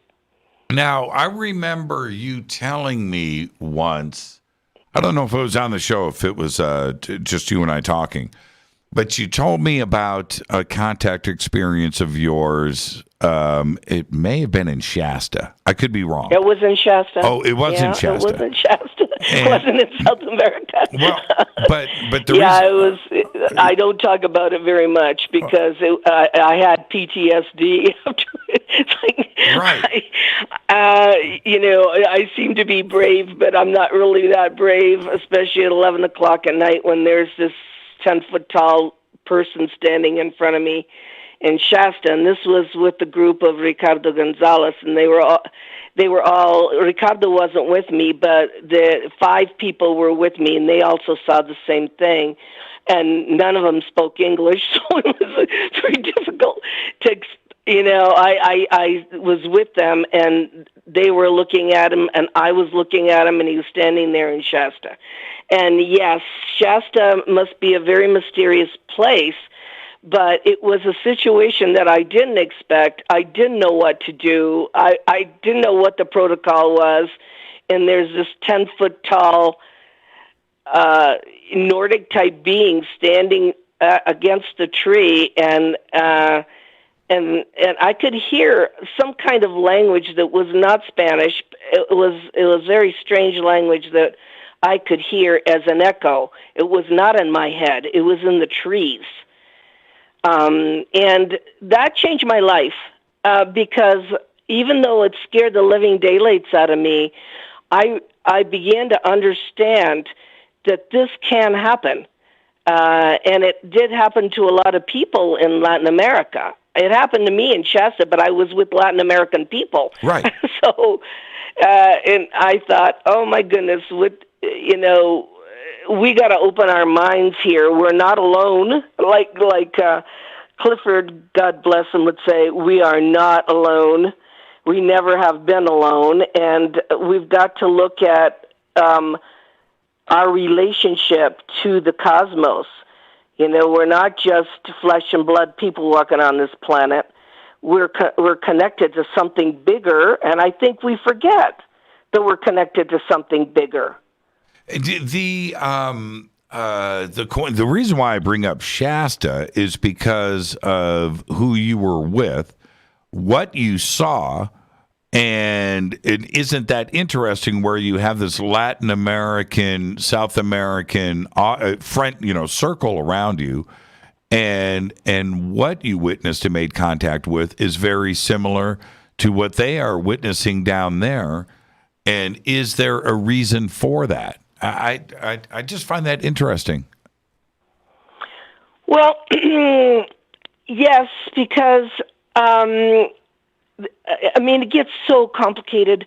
There are certain places on the planet that are, I would call them portals, where contact can easily be, facilitated, but you have to find the places. And Shasta's one of them. This isn't the only unusual thing that's happened in Shasta. Many unusual things happen in Shasta. Once a year, Ricardo Gonzalez, and I think, Luis Fernando's been there, so has Sisto Paz and so forth. They know that that's one of the places in the United States, and whatever is going on can easily be manifested in that kind of location. There's special locations around the planet. The Atacama Desert where I've been, the Chilca Desert where I've been, in Argentina, Uritorco, I've been there. Boy, that is a place where there's sightings all the time in broad daylight. When I was in Argentina, there's no airport near Uritorco, and you could see the craft right in daylight right over your head. They were flying by, and I thought, this is crazy, and nobody noticed anymore. Nobody even looked, because it happens very, very often. I was with Antonio Urzi in Mexico City, and there was a craft in Mexico City, and he showed it to me, and I never look up. So I would never seen it in a million years. And Antonio Urzi takes the most incredible photos, a daylight craft that looked like a Dansky craft. His photos are incredible. And I said to him, "Don't you leave this hotel without me, because I want to see something." And he took me over to the Twin Towers where we were speaking, and he looked in the sky and he said, "Look right up there." And within minutes, I mean, all the journalists were out there taking movies and everything. And I realized the reason why I never see anything is because I never look. What did, I've just got a minute before the break. What did that craft look like when he pointed up? It was a very, very brighter than ever light. And it was blue sky, and this bright light was stationary right over our heads. And the Mexican television came out. I took my movie camera out and so forth. But, you know, wherever he goes, they go. So, you know, when he was walking, I was hoping that he would see something, and he did. Maybe it was for our benefit, who knows. But it was a bright white light that didn't look like anything. It wasn't a bird. It wasn't an airplane. It just stayed there. Yeah, very interesting. It was a circular light. Well, when you said a Damsky craft, how do? Oh, well, from his apartment in Milano. If people look up Antonio Urzi, it's up close and personal, metal right over your head. It was. His film footage is like nothing I've ever seen, and you can see it during the day. It's daylight. It's metal. Some of it is copper. Oh, you wow. can see it, and he's taken all kinds of film footage. Yeah, I'm looking at him now. Holy crap! Okay, I know, but see, people don't know about these things. He's just a magnet. I think it's his wife, though. I think his wife. I met his wife. I think she's the contact. I think he takes the pictures, but I think she's the contact. Is Have she? you seen pictures of his wife? I'm looking at her now, and did you see her eyes? I'm looking at her now. She is crazy. I mean, beautiful. She's got these eyes, and I thought, because I know both of them really well. I know them because they're Italian. Naturally, I'm going to know them. And I thought, well, Antonio, you're the one taking the pictures, but it's her. She's the one that I think is bringing them, because, you're looking at her, right? She's beautiful, though. She's beautiful. Yeah, but she's got these crazy unusual eyes. Yeah, crazy eyes. You see her? Yeah. These pictures of these craft, though, are 100% off the hook. Jaime has been following this case forever, so have I. I've known Antonio Urzi for 20 years. When he first came to us, and we didn't pay attention to him. We just blew him off. And then he kept taking these photos, and we said, okay, it's time to pay attention. You know, to see something like that and say, oh, the picture's too good, right, or that's too clear, is ridiculous. It's ridiculous. Right. You have to know who's taking the picture. You have to know that, you know, what's happening. And I asked Antonio, I said, well, how do you do this? And he goes, well, we're sitting eating, and all at once we get this feeling. And it's always a feeling. They get a feeling. And then they've got this camera stationary in Milano on their balcony, and they start filming. So you get a feeling, and so it's incredible. I mean, his case is incredible. He did, years and years and years ago, he did come to Laughlin. I don't know, he is, what he does for a living is he is a clothes designer, and he, for Armani Privé, and he used to design the clothes for Lady Gaga in metal. And I thought, oh my God, he's designing these futuristic clothes in metal. You know, in Lady Gaga in the beginning used to wear a lot of metal stuff. She used to wear like helmets. I'm looking at her here wearing his stuff, and that is just awesome. Did you see that stuff? Well, that isn't normal. I mean, if you do a good job in your research, you'll know that this is coming through his head. This looks like space stuff. Yes. Yeah, doesn't it look like space stuff to you? And so Lady Gaga's wearing it, and Antonio he doesn't do it for money. He's making money with Armani Privé. He's not doing it for money. It's just part of the contact. I mean, whoever is in those ships is inspiring him to do that, like the artist in Barcelona. They have an effect on you. I've got to take a break. We just blew past it. Let me get this in. Fade to Black. I am your host, Jimmy Church, tonight. Paula Harris is with us. I'm looking at Antonio's stuff right now. Antonio Urzi. Just Google that. You're going to get his craft and his craft of designing clothes. This is Fade to Black. I'm your host, Jimmy Church. I'll be right back.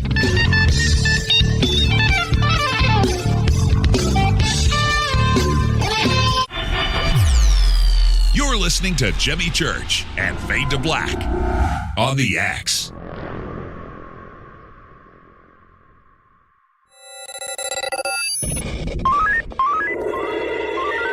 Way out here, we listen to Jimmy Church. You're listening to Fade to Black. Always on the edge of the hottest alternative talk. Jimmy Church with Fade to Black. ¿Qué tal, mis amigos? Yo soy Mario Carson, el tiburón, y los invito para que escuchen a mi buen amigo Jimmy Church Radio. ¡Claro que sí! Hello, Fadernauts. Ray Sobbs here, inviting all of you to join us for the launch of a brand new broadcasting platform called the UNX Network. Tune in Halloween night as we go live on the X Streams for the first time to reveal our plans for this brand new and exciting platform. If you have an interest in the paranormal, UFOs, cryptids, ghosts, hidden histories, and alternative research, breakthrough technology, you will want to make the X your brand new home. Our programs will feature many familiar faces and even more new ones, and our listeners can interact and help investigative journalists, authors, researchers, and hosts who work diligently in the fight against the ideological divide that exists in media today. This platform is for critical thinkers seeking the alternatives to mainstream thought. So join us October the 31st at 8 p.m. Eastern at unxnetwork.com as we kick off the mothership, the UNX Network, explaining the unexplained. Fadernauts. When you think about the future of our country and where we're headed, do you wonder about the food supply? I do. Disruptions in the food supply chain could be disastrous, and they usually occur with little warning. That's why the smartest thing you can do today is to stockpile emergency food, water, and other essentials. I personally recommend My Patriot Supply. They're the nation's largest emergency preparedness company, serving millions of customers for more than a decade. In fact, they're the only source my family trusts for our preparedness plan. You should too. Right now, save 20% off a full 4-week supply of delicious meals that provide 2,000 calories a day. Saving 20% helps too, doesn't it? Especially now. So go to preparewithjimmy.com and get ready. That's preparewithjimmy.com. There's no time to lose. Do it now.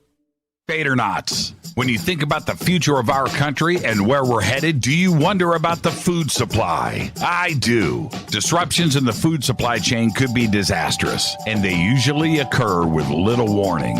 That's why the smartest thing you can do today is to stockpile emergency food, water, and other essentials. I personally recommend My Patriot Supply. They're the nation's largest emergency preparedness company, serving millions of customers for more than a decade. In fact, they're the only source my family trusts for our preparedness plan. You should too. Right now, save 20% off a full 4-week supply of delicious meals that provide 2,000 calories a day. Saving 20% helps too, doesn't it? Especially now. So go to preparewithjimmy.com and get ready. That's preparewithjimmy.com. There's no time to lose. Do it now. So, you love talk radio? Then you'll love TalkStreamLive.com. TalkStream Live is always on, 24/7 with the best streaming talk shows. Find your favorite talkers and discover some new ones. It's free, readily available online or on mobile with any smartphone or tablet. Finding your favorite talk shows all in one place has gotten a whole lot easier. Just go to TalkStreamLive.com. Be sure to download the free apps from Google Play or the iTunes App Store. You listen to us, and we listen to you. And so does the CIA. You are listening to Fade to Black with Jimmy Church on the Game Changer Network. Oi, oi, I'm Reese Evans. You're listening to Jimmy Church. This is Revolution. The revolution will not be televised. The revolution is on radio. Ciao.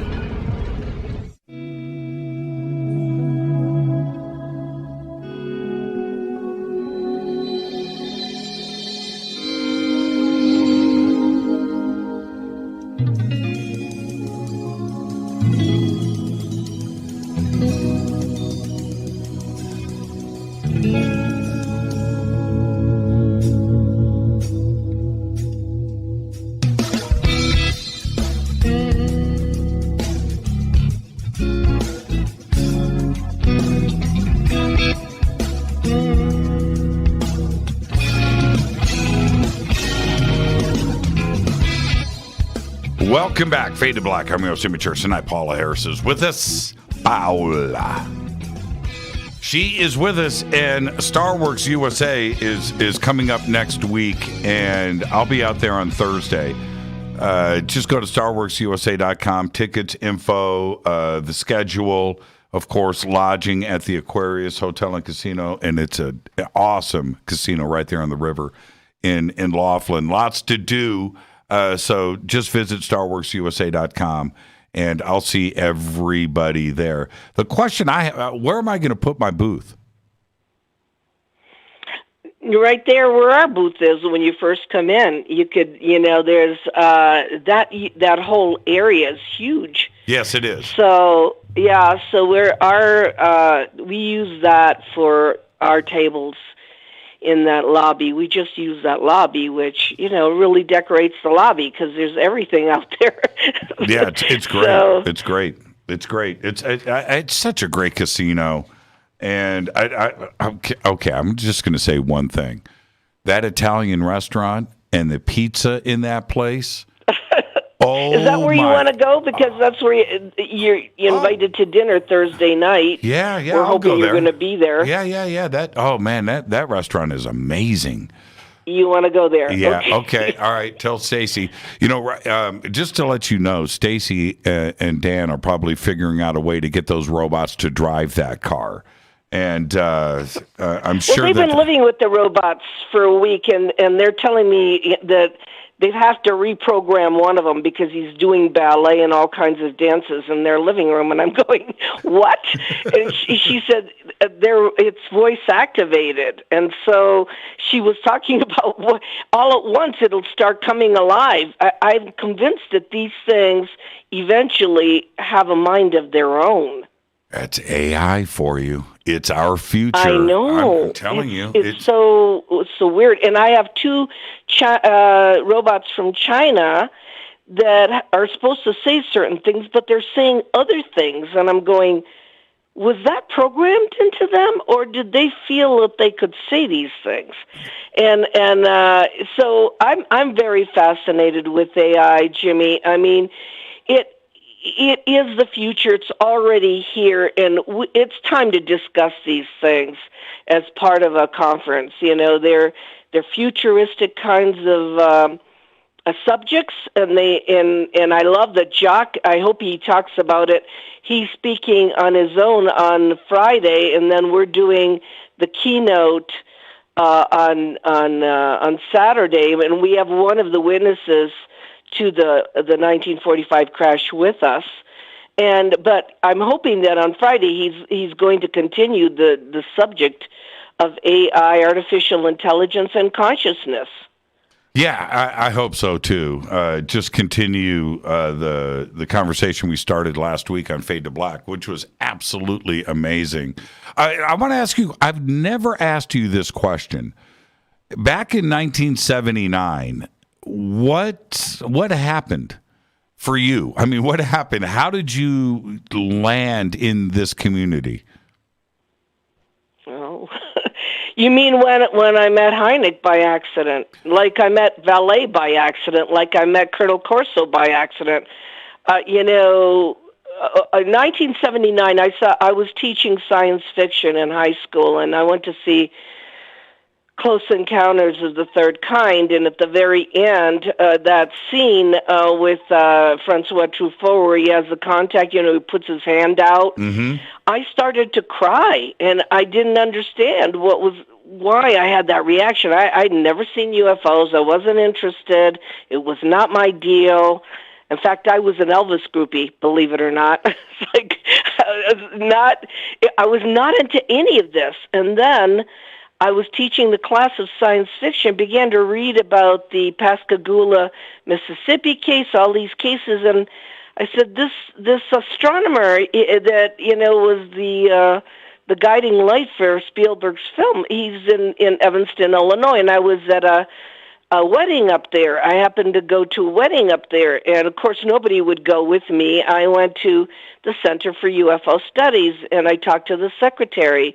I never thought he was there in a million years, not in a million years, and here comes Alan Hyneck from around the corner with his pipe, with his famous pipe, which he had with him all the time, and he said to me, I hear you speak Italian, and I said, yes, I am Italian, and he said, would you work with me? He said, there are so many cases they're sending me from Italy, and he said, I really need your help, and then he would come to Colorado. I went on vacation with him and Mimi in Santa Fe. I became a family member. That's why I'm so close to Paul. Mm-hmm. Paul was a kid. Paul Hyneck will be at Laughlin. So we have Hyneck Vallee, the joining of Hyneck Vallee again. And so I became very close to him. And from that point on, my biggest story was Colonel Philip Corso. And when they sent me to do that story, I didn't know what he looked like. I never read the book. I didn't know what I was doing, and I didn't know how I was going to do the story. And everybody that was famous, from Bud Hopkins, Linda Howe, John Mack, and everybody was at the Sallyport Inn, and it should have been booked. But when I asked for a room, the room that I got was next to Colonel Philip Corso. And he walked out of that room, and we started talking right away, and I brought him to Italy twice, and this is all pre-programmed in my life. So I figured, all right, let me just do what I'm supposed to do. I've been given an assignment. I hate the word mission. Mission has a religious connotation. I've been given an assignment. Let me do it to the best of my ability, as long as I can do it. And that's what I'm doing even now. And, it started with Close Encounters, but little did I know that I would be working with both Hyneck and Vallee. Were you there when Bud Hopkins and Colonel Corso had their sit-down? Yep. You were there. That was in Italy, right? Yep. And not to pick that apart. That's never my intention on this show. It was not a very good exchange. And Colonel Corso turned around to me and said, "Who is he? Does he have the clearances I have?" And I said, "No, I don't think so." And I thought, "Oh my goodness." Yeah, I'd rather not go into that. No, because, we don't have to. That Colonel Corso did not have the opportunity to tell the whole story, which is coming out now, believe it or not. It's coming out now with the Pentagon, with all the release of the materials. I mean, back in 1998, nobody believed there was any back engineering. And they were going, "Oh, that's crazy. He couldn't have those pieces, Well, he did. He wasn't lying. He only lived for 2 years to tell about it, and he did it for his 3 grandchildren. He never made very much money off the book. And just before he died, he called me, and this is really hard on me because like Clifford Stone and so many, I'm very close to him. He said, "I'm sorry I ever wrote the book." He said, "There are a bunch of vultures out there." And I said, "Colonel, but that's not me." And I was like, "I'm not like that. It's, I'm trying to do my best, to cover the story." And he was very disillusioned, very upset, because unfortunately, Jimmy, Our own people go after our own people. Yeah, you see it every day. Well, there's good and bad to that. In that the UFO community, we don't have a police force, right? We don't have a vetting process, and the UFO community over the last 50 years, 60 years, has developed a way of policing their own, and that's what they do. And it sometimes it's very effective. At other times it's not. And now today, in 2021, with social media and trolling, some people think it's just acceptable to be a doofus. Some people think it's acceptable to character assassination and things. And it should never be that way. It's okay to be a skeptic and to go and vet our own. We don't have anybody else to do that process. But social media today is allowed this to be ugly. Yeah, it has. And my advice is we're never going to get to the truth unless people sit down at the table and start putting the pieces of the puzzle together. I have pieces that nobody else has. People have pieces that nobody else has, and if we could just take if we could cooperate and share research, and of course, there aren't a whole bunch of people that do field research. I don't do theoretical research, and I don't do anything on the phone. I have to look at the person. I have to be there. I have to go to the location. Otherwise, I could have never done 1945 on the phone. It's like I've been to San Antonio at least 20 times. I was there 2 weeks ago at the crash site. I mean, I keep going back because there's new things to discover. I could not do this work unless I actually went to the places.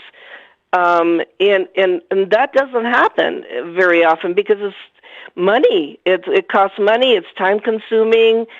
So I've been lucky enough to just do it, just do the traveling.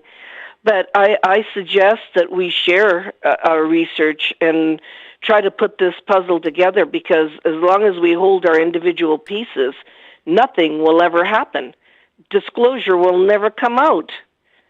Now, I wanted to mention this really quick. If anybody wonders about AI being a part of our lives, just go to Netflix, right? Go to Amazon, Amazon Prime, and look at the menu there. They know what you want to see before you see it, right? And I don't have in my menu selections anything that I don't want to see. They don't. The AI, that type of intelligence is right there in our daily lives.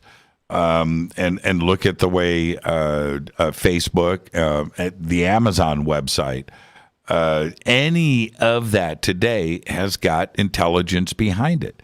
They know exactly what you want and what you need before you even think about it. And when you see something pop up, oh, I want to read that news story. That's interesting. It's not there by accident. It's not there. Why is it so appealing to you? AI thinks it's appealing to you, and it knows that it's appealing to you, and you click on it. And that's the world that we live in today, Paula. Yeah, I know. But people have relationships with Siri, and they have, and all the other women type,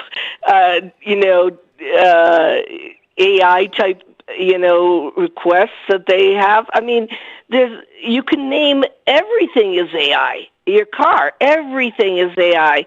It's just that it needs to be, monitored, and it's better to know about it. That's why I, wanted to do the conference on AI. But let me add, before people think it's all AI, that we also have like Jim Myers, who was going to talk about Bigfoot. So when I say it's all the above and beyond, he has a Bigfoot museum here in Bailey, Colorado, an incredible museum and he has incredible knowledge. He has firsthand knowledge. So he's also there. So I've included a whole bunch of different subject matter in this year's conference. And you, going back to the international aspect of this, you just recently, I only know this because you told me, and I interrupted it the best that I could. You were interviewing a contactee from Spain. Can you talk about that a little bit? Well, it's the artist. It's Robert Limos that had the contact in Fortaleza in Brazil. He had a girlfriend in Brazil. He was there in 2000, and was walking in the savannah there, and this craft landed. It was a city. He said you could. In fact. When I'm going to first do it in Laughlin, I've got all of the paintings that he did of this craft with all the people looking at the top part of the windows, because he said there were people on the top part, and these two figures in this big kind of window on the bottom that allowed him to paint them. And I said, well, did they communicate with you? He said, no. He said, but they knew I was a painter. So he showed me the first sketches he did, because I was at his museum in Barcelona. He did sketches, and then he filled them in with watercolors, and then he used oils. And I'm going, why did these people pick this guy to paint them? And these people have a semblance a little bit like the Virginia being.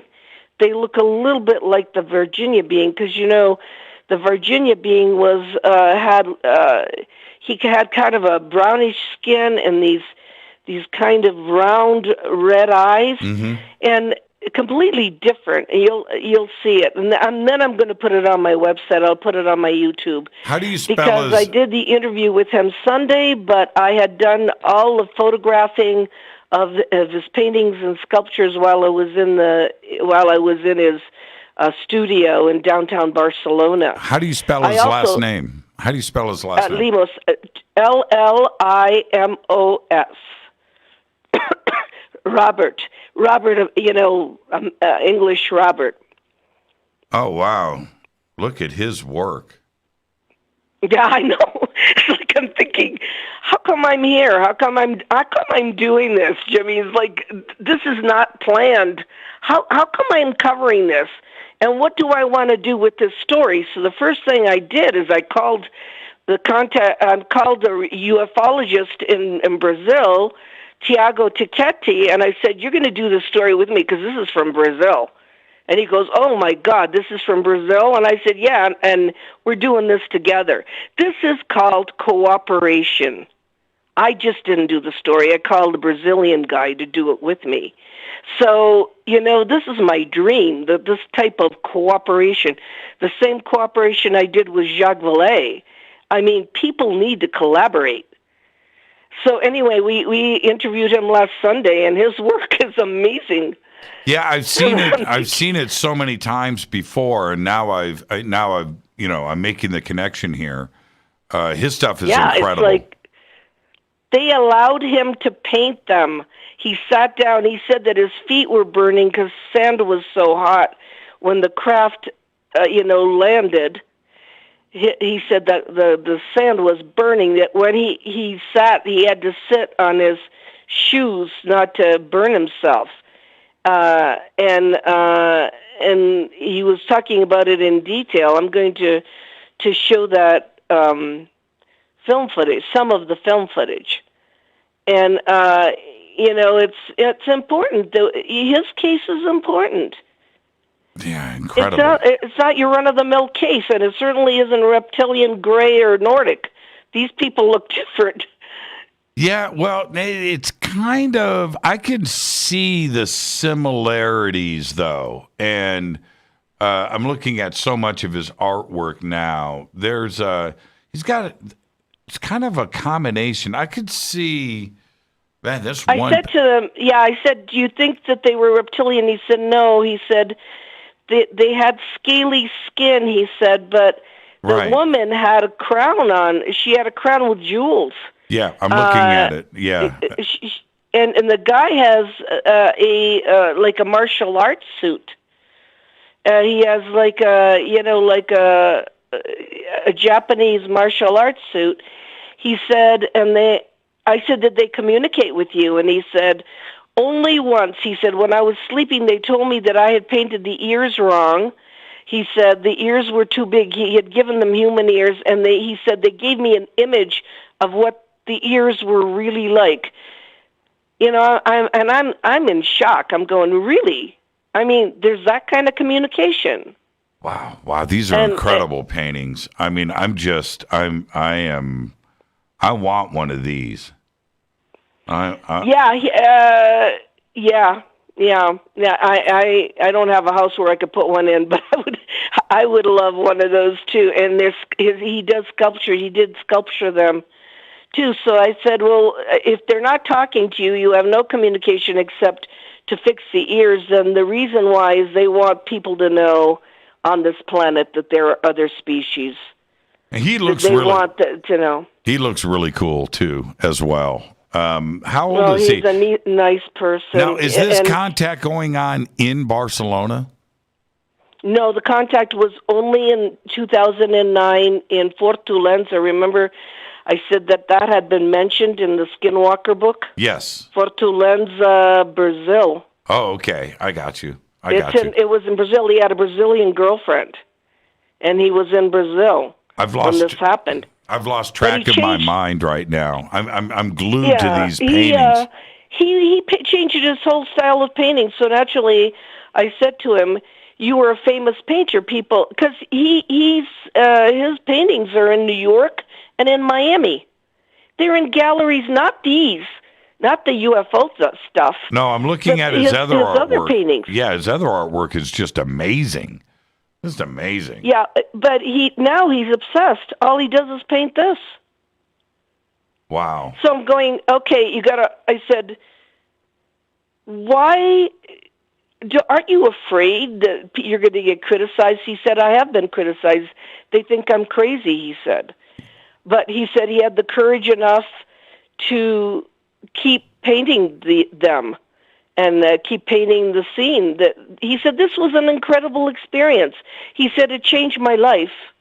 Yeah, I'm looking at one of his paintings here for sale. It's just a couple on a beach, right? The neon look. It's $5,000, but I can have it shipped to me now from Barcelona.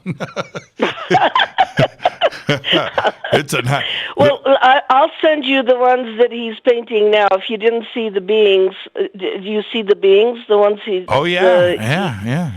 I've looked at all. Yeah, that's all he's painting now. It's like it changed his life, and the fact that it's 2009, it's now. I mean, are you saying do we have contact? Well, maybe not in New York City. It's like maybe not in Denver, but somewhere in the world, contact is happening all over the place. Right now, like I've got to make contact with my advertiser. So let's take our break. This is Fade to Black. Our guest tonight, Paola Harris, is with us. We'll be right back. We're discussing the international, the global implications of disclosure. Stay with us.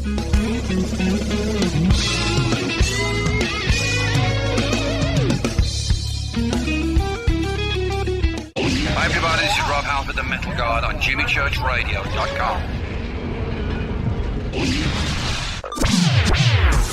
Your 1 million gigawatt paranormal powerhouse, KUNX-DB, VX. Why is it we're not very good with our health regimen until it's too late? We don't put oil in the car until the engine blows up. When the body's out of balance, your health is not so good. Give your body some love. Log on to GetTheT.com. That's GetTheT.com. Try our Life Change Tea, which cleanses you from harmful intruders. A clean colon is one of the ways to bring the body in balance. We also carry organic supplements to help you get where you need to go. So do your body a favor. Log on to GetTheT.com. That's GetTheT.com. You can even visit our sales page to save some dough. Does anybody call money dough anymore? Anyway, if you're looking for short, helpful health tips, go to YouTube and punch in Health Matters Now. That's Health Matters Now.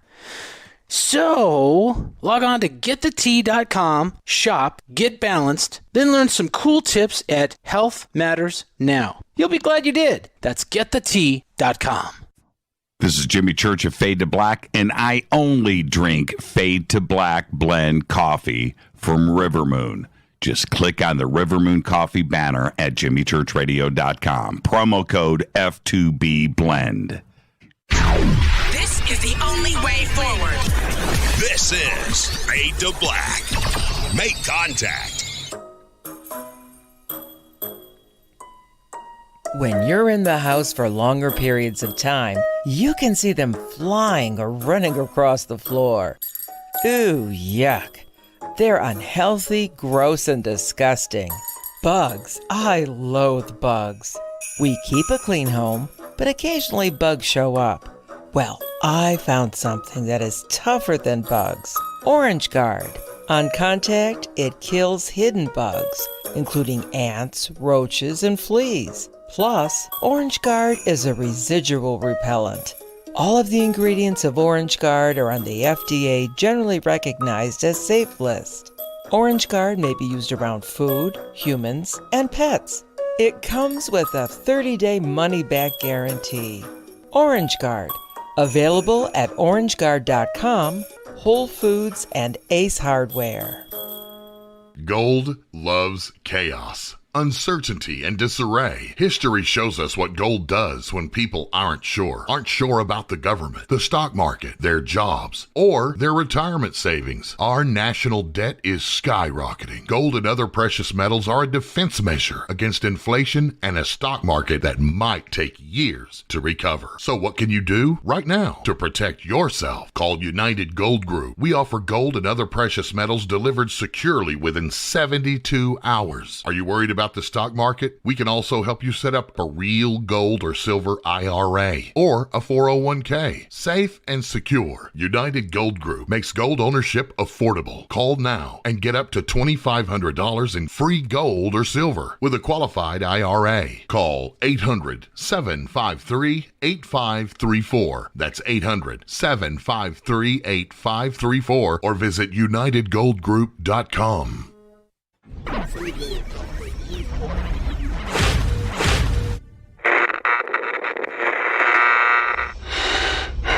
You want to know a secret? I love ponies. I really love ponies. I'm serious. I couldn't stay sane without ponies to brush. Why Fade to Black? Because you never got that pony, damn it. This is Fade to Black with Jimmy Church on the Game Changer Radio Network.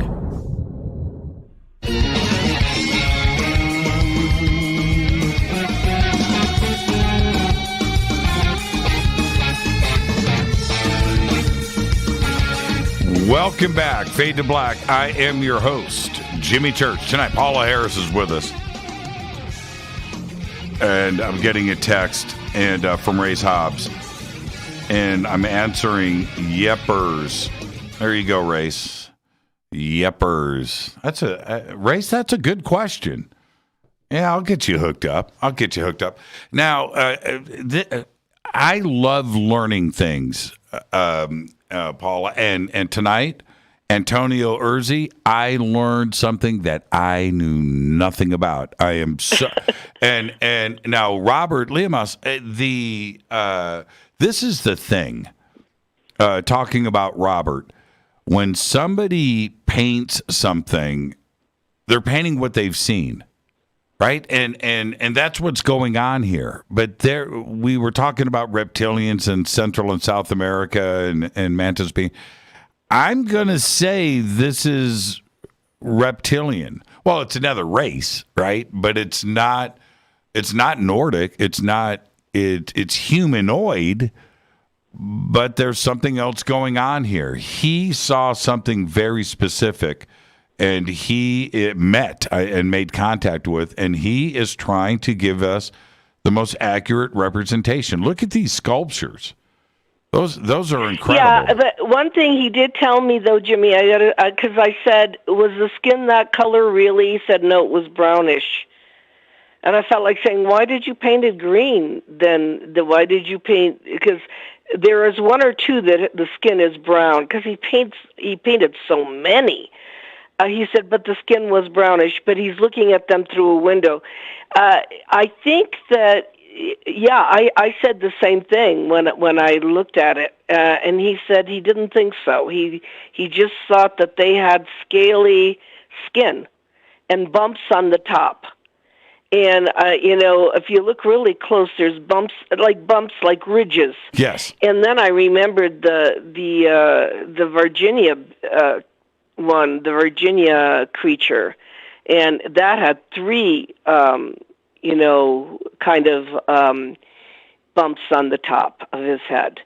And I just think there's all kinds out there. There are. And I'm not sure. And because we have attached, biblically, the snake to reptilians, to evil, to, cat, that thing those people don't have cat-like eyes. I mean, you could see, I said, did they have pupils? And he said, no, they were black. And I thought, well, Colonel Corso told me that in the artifacts he had, and he believes that the Greys are clones or biological entities, that they peeled off that lens that everybody thinks they have black eyes or circular eyes, that it was a light-collecting lens. And I suggested to Robert, I said, could that, instead of being an eye, be a light-collecting lens? Just like in, the EBs, the extraterrestrial biological entities have. And it could be. Well, what would we know? I mean, we've been thinking all along that is an eye, and it's like sunglasses that they put over their pupils. Sure. So, yeah. So we have a lot to learn, and I will say that I and my crew in Italy dealt with the alien autopsy in the beginning, what my boss saw, and I think there is some truth to that. Because when I was working with the magazine in Italy, Maurizio Baiada, who was my editor, saw the original that Santilli showed him, which is not the one everybody else has seen. And so when they peel back the lens, the black, there's a pupil underneath there. And so I'm thinking, wow, we've got a lot of this wrong. We assume because we don't know, so we assume using the yardstick of what we do know, but it's a lot more complicated than that. The subject of disclosure, and again, I like to look at the worldview. I have difficulty with that because I live here in the United States. But I think about where the United States is at right now with disclosure, and could they handle it? But there has to be the rest of the world to take into consideration now too. If we keep marching like we are right now, Paula, into 2022, and this thing blows wide open, are we okay? Is the rest of the world prepared for disclosure? I think what we have to understand is not everybody is interested in disclosure. I get it from the people that I talk to. We are, you and I, and several other people. I mean, my family isn't. They could care less if there's disclosure or not. And I personally will go on record saying I don't think any disclosure from the government is necessarily disclosure. I think it has an agenda behind it. And I think that if we already have disclosure, we've had disclosure for a long time. If you study this and you meet the people, if you meet Travis Walton, if you meet the people, that have been in this, if you've met Colonel Corso, if you've met people that have worked, Edgar Mitchell, if you met people that have worked in these projects and so forth, I've done so many stories. I'm already convinced about disclosure. It's already happened. I don't wait for a newspaper or a government entity to have it be real. However, it makes it legitimate. It's easier when they do it because then nobody laughs. We've taken away the ridicule factor, or I pray that we've taken away the ridicule factor. I think the only thing lately that has done coming out of the Pentagon is take away the ridicule factor. However, we got to be careful. I don't believe that it doesn't have an agenda. I mean, it is a national security issue, but if they were going to kill us, they would have done it a long time ago. 1945, when we blew up, the atomic bomb. It was not a test, as Jacques said.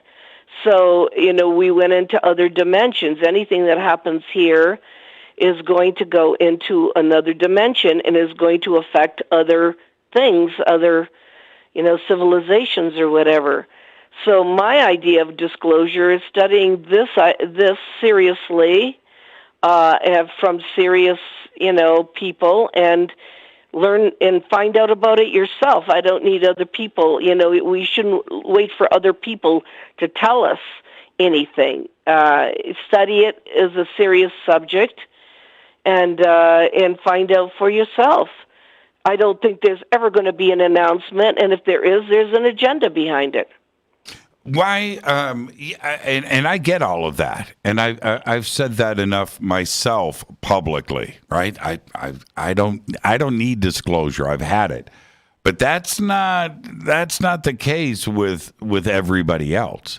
They need something, somebody to say something way outside of my pay grade.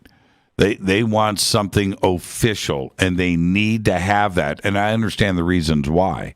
You and I can say this all day long, right? We're going to get boos from the gallery. They need something. No, but I mean, what else do you want? The New York Times came out with it. The Pentagon has said, that we've had interaction. Goodness, I mean, I remember flying into Ireland the day they released their files. England has released their files. Brazil has released their files. They've released. Italy has an actual website for UFOs sightings. Every government has something already. So if you study that part, it's already, every government has admitted there's something already. So where do you want to go from there? Well, that's what I'm saying. And for everybody else, they need that last step. They do need the president of the United States. They need Putin. They need a head of state to step forward and say, okay, we've got work to do because we are not alone in the universe. We're being visited. It's real. And now we need to turn the page. That's what people expect, Paula. And until that happens, it is still an enigma. Well, I think it's always going to be an enigma. Always. I mean, even if you study this, and it's been 40 years I've been working on all this, I still haven't got it figured out. Right. I mean, it's so weird that it surprises me every day. The benefit that I have is I have no box to put it in. I don't call it bad or good, and there's no good and bad aliens. It's like if there were an extraterrestrial here, they go back to their planet. The question is, are humans bad or good? It's like there's no answer to that. It's It is a study. I keep saying the exciting part about this, and even probably your show and how you approach this, is it's a study. You learn something great every day. You learn something. It's a puzzle. You're putting pieces of the puzzle together every day, and then you figure out what it could be. And the best part about it is figure out why you're even interested in the first place. The other parts, maybe not the president of the United States, and maybe that wouldn't be good enough. Maybe they need Neil deGrasse Tyson, right? They'll buy what he's selling. You know, and I'm being a little bit cavalier, but I think you get the point. Yeah, but I mean, there in 2009, Father Funes of the Vatican came out. They were afraid, I think, that they were going to be usurped by something major. Father Funes came out and said, yes, there is extraterrestrial life and there are brothers and sisters, you know, and I've got all these, because I used to be close with Monsignor Balducci, who was Vatican nuncio in Washington, D.C., and we used to have dinner on Sundays all the time, and he represented, you know, John Paul, and I thought, okay, they're coming out with all this stuff because they're getting in position. They have to come. They've got to get in the position to say, oh, we knew about it all the time. You know, it's so all the major entities are getting ready for some kind of, because, you know, I think disclosure is not in our hands. I think disclosure is in the hands of whatever's visiting, and what Clifford Stone used to call the visitors. If they decide to show up over every airport in the world at the same time, we're in trouble here. I just watched again, going back to the AI that is Netflix and Amazon. I am flooded with E.T. and extraterrestrial movies and things. And I just watched Risen. It's RISIN, and I watched it last night. And this was a film that, like, it's somewhere in between an independent film and a major release, because the cinematography and the special effects were excellent, and the screenplay was great. But there wasn't any famous actors or anybody in the film. Excellent film. And the way that they played this out. So anyway, everybody can go watch the film. But this is what was interesting for me, Paul, because we've seen every type of alien contact film that we can imagine, right? They're making them all. This one seemed a bit different to me. There seems like, I don't know. I want your take on this. I know that the CIA has a Hollywood film division, right? And you can go to the CIA website. Yeah, they went to Disney. In the beginning, they went to Kimball at Disney for disclosure. They were going, can you give us a hand here? Absolutely. That's the guy that... Oh, did you get cut off? Are you there? Oh, man, we lost Paula. Oh, no. Paula, did you hit mute? You are live on my screen. No. No. No, you're Ms. Harris. Huh. All right. I am going to take a break, and I am going to come back and reset. That's all I can do. That is strange. She's live right here. That hasn't gone anywhere. But she's not live here. Isn't that interesting? We'll find out when we come back. I'm going to reset. Up. Dropped. Yep, there you go. Okay. I'll reset. I'll be right back.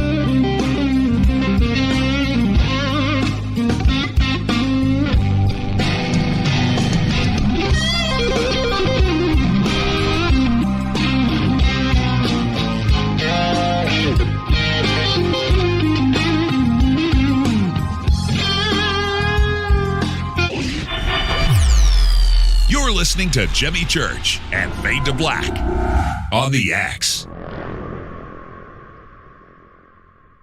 Hey, what up, y'all? It's your girl Vivica Fox here, and you are listening to my boy, Jimmy Church, on JimmyChurchRadio.com.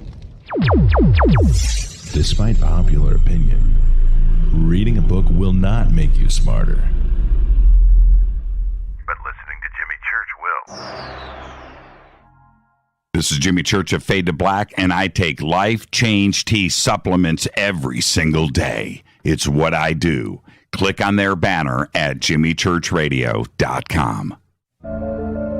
When you take the beans from Central America with dashes of Indonesian and African mixed in and then roast it to the dark side of Fade to Black, you create the ultimate brew of fringe. Introducing the Fade to Black blend from Rivermoon Coffee. Yes, Rivermoon's darkest customized roast was created for the love of Fade to Black. The alchemy of masterful roasting and smoking the beans is in every sip of this full-bodied, dark Java. I need my coffee dark, deep, with distinct bittersweet chocolate highlights, just like the bunker. Leaning further into the darkness of the roast is Fade to Black blend from Rivermoon Coffee. Just click on the banner at jimmychurchradio.com and use the promo code F2B blend for 15% off of your order today. This is Billy Carson with ForbiddenKnowledge.tv. Forbidden Knowledge TV has just reached its 1-year anniversary. That's right, 1 year. And as a show of appreciation, we are giving all new subscribers a free 30-day trial of ForbiddenKnowledge.tv. That's 30-day meditation courses and so much more. So log on to ForbiddenKnowledge.tv from your computer or mobile device, or get the Forbidden Knowledge TV app on Apple TV, Roku, Amazon, iTunes, or Google Play today and use coupon code 30daysfree. That's coupon code 30daysfree on ForbiddenKnowledge.tv today. Are you intrigued by Paranormal Talk Radio? You'll love the new Paranormal Radio app from TalkStream Live. You'll find a great selection of talk shows covering UFOs, ghosts, strange phenomena, and much more. Download the Paranormal Radio app now and start listening to the very best in paranormal talk entertainment, including the network you're listening to right now, the Paranormal Radio app, free in Google Play and the iOS App Store.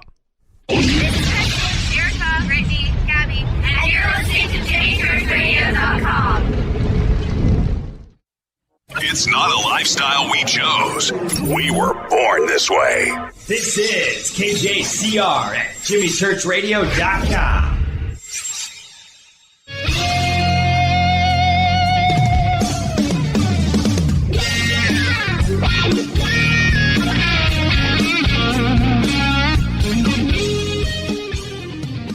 Welcome back, Fade to Black. I'm your host, Jimmy Church. KJCR, the Game Changer Network, and the UNX Network. Ray Hobbs. I'm your host, Jimmy Church. I guess tonight, Paula Harris. And, see, this is the thing, Paula. The moment, it happens enough on this show, the moment three-letter agencies, right, the Vatican, you start talking about these, and something quirky happens every single time. What did you hear on your end? Just silence, just cut off. It was just cut off. But you were talking about Hollywood, though, and I mentioned that Disney had been approached. But, that's out there. I mean, it's not top secret. If you study this whole phenomenon, you know that Disney was approached early on because if you study Emenager and the early movies, but you have to study this. And I do. There's been attempts at a disclosure through films. The Day the Earth Stood Still. My God, that's straight out of the whole Joshua Tree. I talked to Robert Short about that film because he knew Robert Wise that did the film back in the 50s. This is all historical stuff. I mean, Jimmy, I wish there was like a course in university that we could teach on this because it was all linked. It's very interesting, the history of all of it. Yeah, and what I was bringing up is in this film, Risen, there's a whole different take on contact in this film. It's very, very, very interesting, and in a strange way, not directly, but it reminded me of the film Arrival, but not the same. Oh yeah. Right? But when you look at Arrival's different approach to contact, completely different, and so is this film Risen. And I'm just wondering, the screenwriters that are doing these things, are they given information? I'm being very serious. Something small, right? But just enough to get it out there into the public. Is there somebody doing this? And that also includes like video games and of course TV series. And I'm just wondering where they get their information from. Or they just listen to Fade to Black every single night and they're taking notes, which is entirely possible too. But they could be getting their information off planet. That's my point. I mean, it doesn't have to be from the back room. They could be inspired. I mean, so many of our scientists, so many of our creative people, I think, have been inspired somehow. When I walked out of the theater after Arrival, and also Interstellar too, as well, affected me. But when I walked out of Arrival, I'm just thinking to myself, this film is a message. It's a great film. It was entertaining. I loved it. I've watched it so many times. But it was the way that my mind was working after that film. And it just seemed like there was a message there. There is something here that we need to stop and take note of. Yeah, and there's also some just entertaining films, but there. When I was mentioning the disclosure might be in the hands of the ETs, I was thinking of Childhood's End. Arthur C. Clarke, Childhood's End. I heard William Shatner do a lot of readings from that when he used to do tours, and that's how that ends. Childhood's End ends with the overlords being over all the airports, and then they're taking the children off the planet. Mm-hmm. And these are great writers.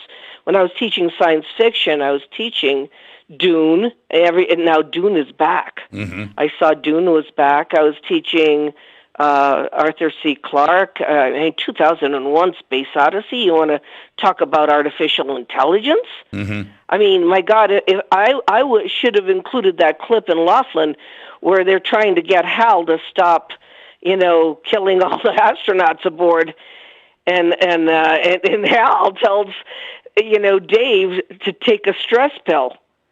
This is a computer talking to an astronaut, and I'm thinking, oh my God, that's a genius, and that was, I think, way back, 2001 Space Odyssey, and that has to do with AI and our great writers. These are all great writers, Herbert, Asimov, and so forth. And we had that way back when. We had science fiction that was that great way back when, that had these real prophetic kinds of messages.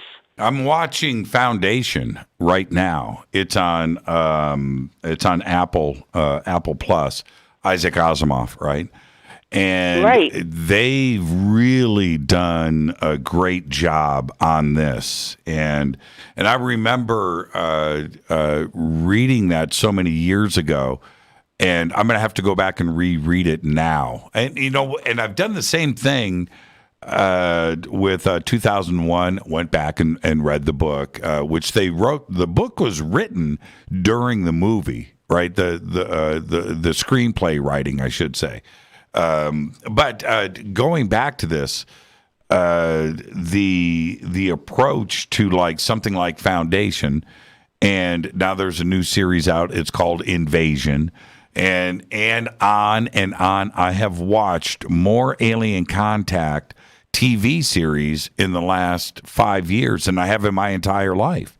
It's like everything is contact now. Yes, and we're still at the nuts and bolts. I'm thinking, okay, maybe we'll graduate a little bit to something else because it's still a mystery. I mean, having worked in it for this long, I still have no answers, but just the journey is the exciting part. Don't you agree? I do, and I wanted to circle back to something. The friendship case. And for those out there that are listening right now, you've heard me now. This is like the third time this month the friendship case has come up on this show. You really need to go and look it up. Look up friendship case Italy, and go and do. There's also a couple of really good documentaries that are done on it too. But we blew past it earlier in the show. Can you give an overall what happened in 1957 with the friendship case? Yes, because I've talked to all the people. Right. I've actually, I couldn't do it from reading a book.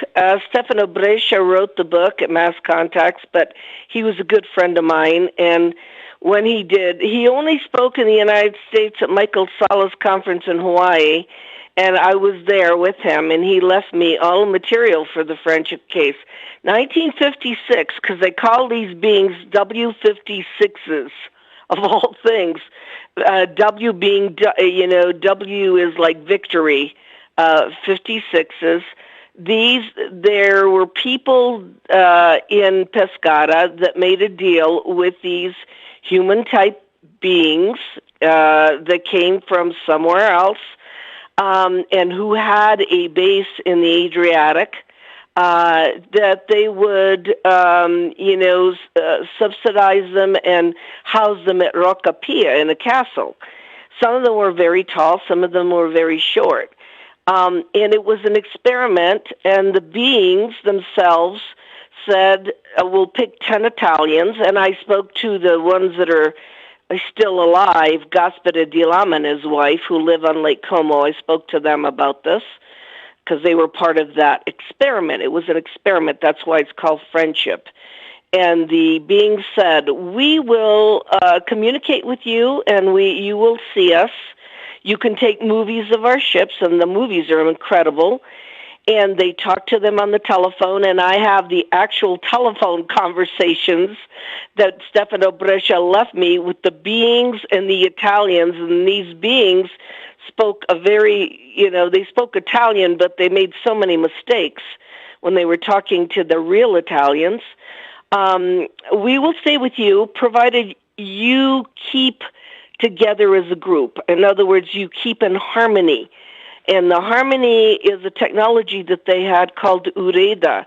And for 10 years, the beings and the Italians that they had picked were doing okay. But then the Italians, being human, started to argue among themselves, and the beings said, we cannot stay among you anymore because you are not in harmony. Harmony, this is why I say consciousness is important. They used it as a technology. It was a technology for them.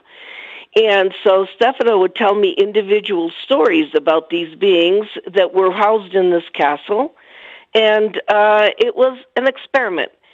It was an experiment in Italy, but the beings said that it was being done in other parts of the world. That's why I interviewed the people in Chile, because that case is called friendship too.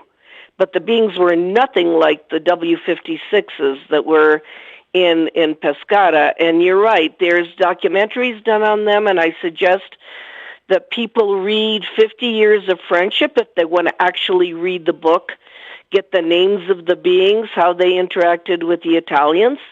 Read 50 Years of Friendship by Stefano Brescia, or go online and look for the documentary of This Really Happened. It involved cardinals of the Vatican. It involved Console Perigo, who was a diplomat, and it involved several people in the Adriatic coast. So, and it's real. It's a real story. I talked to the people involved, and I'm not surprised. 56, though. Look, 1956. We were having things happening in Southern California in 1950s. The whole Adamski stuff. I mean, it was right after we had exploded the atomic bomb, and we had Eugenio Siracusa on the island of Sicily, who met with these Nordic type people, and so all around the world there was this attempt to communicate with humans, but they were humans. I mean, they were human type beings. And people are just finding out about the friendship case, but they should read about it, because the individual testimonies, now everybody, that it's over, they're able to come forth. Now, didn't they had like a weekly get-together at the castle, and they would sit down and just talk, right? They just had an open gathering. Did they do it nightly, or was it weekly? No, well, it was not with all of them. That was the problem. It would be with some of the group. And I never knew what, I don't remember there being, nightly or weekly, but it was when they felt the need to communicate. And I found it very curious that when I talked to Stefano about this, he said to me, it was orchestrated. In other words, right. These beings were vegetarians, so they'd have to, the guy that was subsidizing this would have to bring huge trucks of vegetables and fruits, and they'd have to make the driver go in for a cappuccino. When he came out, the truck was totally empty because they teleported everything. They were using technologies that are probably, existent today that we don't know about, like teleportation. They teleported all that food into because the driver would come out and couldn't understand how the truck could be empty that fast. They were showing themselves going in and out of the Adriatic waters. They explained how how their technologies were, and what we have to understand was that it was an experiment. And they were told at the end that this isn't working out anymore, right? No, because that if we had an experiment and you got to see them one day and I didn't get to see them another day, and then jealousies. Unfortunately, we have this consciousness is an individual selfish consciousness, where I'm convinced that whatever groups are visiting have a collective consciousness. In other words, they do what's best for the group. And we haven't gotten there yet. If we had gotten there, we'd all be cooperating with climate change at this point. We don't have that consciousness. We're individuals that want individuals things. And so their technology that was called Dureda didn't work out. And so they said, well, we can't stay here. We need to leave. And I don't know where they went. I'm not even sure where they were originally from. But I know that this really did happen. It was an event, and the people involved have come forth. Yeah, I did a pretty deep dive into friendship, and the one thing that always stuck with me was that the contactees in the village were going back down to the water, and everything just stopped. Right, there were no more meetings, and everything was just over. Yeah, because I don't know, I can only report what was told to me by the original people, but I don't know if we could ever have something like that with an extraterrestrial race. I don't know if we could ever cooperate or be at that level and have a collective consciousness. I don't know, we don't get along among ourselves. I don't know how we're going to get along among anything that looks different from us. So, it's too bad. It did happen, and it also happened in Chile. But what can I say? It's like, these are things that should be studied, though, because they're not American cases. That's an Italian case that everybody knows about. Right. And the other part, and you've mentioned consciousness so much, and I love talking about that. But there's this, where the UAP task force report comes out, and you hear different parts of the military and Capitol Hill now saying, yeah, there's something going on, but we don't know anything. We don't understand any of this. We need to study this, but we don't know. And that's the part where I'm not trusting the message. I think that the government and agencies and even universities and corporations understand a lot, and they know what's going on. And to state that they know nothing is not true. Well, I remember Colonel Corso used to say to me, Paula, stop using the word government. It changes like everybody in the government changes like every 10 years. It's a new government. So which part of the government are you talking about? And he used to say that to me because he didn't like that I used that word, just haphazardly. And I just think there are groups that know a lot, and they're not necessarily government. They're just, they're groups that have studied this, that have put together some of the pieces of this. Of course it's managed. It would have to be managed. But I never understood why the secret was secret. I thought it was because it would cause mass panic, Jimmy. I thought, everybody's going to be panic-stricken. But it's really, the secret is secret because of the technologies that we've back-engineered. And it has to be monetary. It has to do with an economy, a whole economy. Otherwise, anymore, I don't think that people can handle it. I think they could handle it. Right. The world's going to freak out is not valid anymore. That excuse doesn't hold water. No, it simply doesn't hold water. No, but I think that the reactions so far from people outside of this community that I talk with that have nothing to do with, my mailman, or for instance, who I was talking to about this the other day.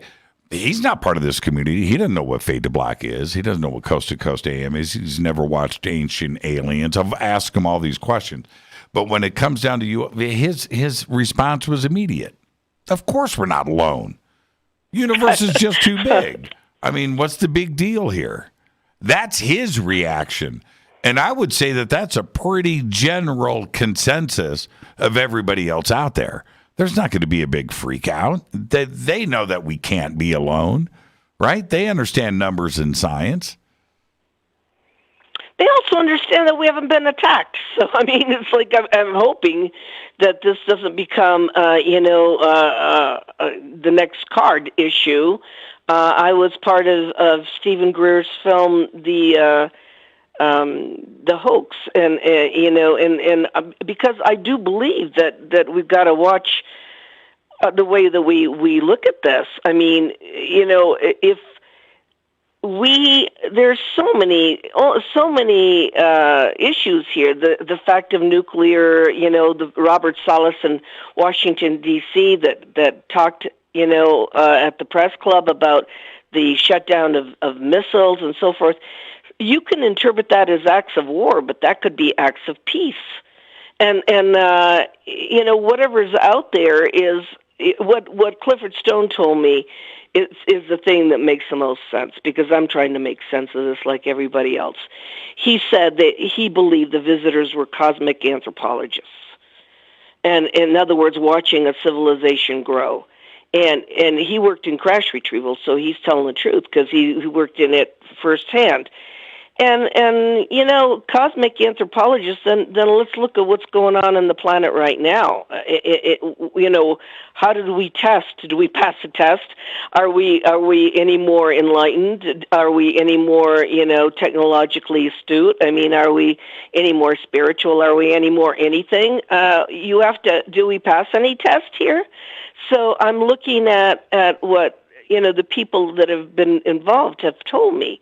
I remember asking Edgar Mitchell, Apollo 14 astronaut, do you think that we should have disclosure? And he said, no. He says, we're not, we don't accept each other.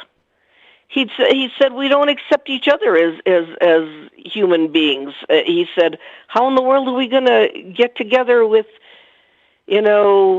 we have borders. We fight over borders. And I love his quote from outer space. He said he'd grab some politician and he'd say, "You see what you're fighting over there? There are no borders on this planet." And, he was just an inspiration to me. So I've had to ask the great ones, the wise ones, and the people that I work with what they think in order for me to figure out anything. Well, I'm going to see you in 7 days. I am so excited. In a gold lame suit. I've got it ordered. You got it ordered. I'm going to hold you to that. I've got it ordered. And then we'll put the pictures all over Facebook. I've got it ordered. No, I'm so looking forward to it, and it's going to be a great, amazing weekend. And there you go. And just safe travels out there, and I'll see you on Thursday. Thanks, Jimmy. Thanks for everything, and let's just keep on this journey. You're the very best, Paula Harris. Thank you so much. Again, safe travels to Laughlin. Everybody, StarWorksUSA.com is where you need to go. It's all simple. Everything you need is there. Info, tickets, lodging. It's all there. The schedule, the speakers. StarWorksUSA.com. Paula Harris, behave. I'll talk to you tomorrow.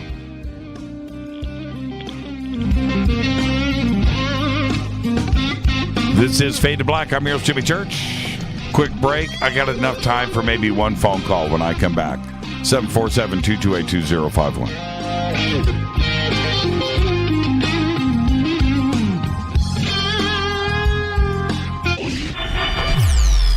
You're listening to Jimmy Church and Fade to Black on the X.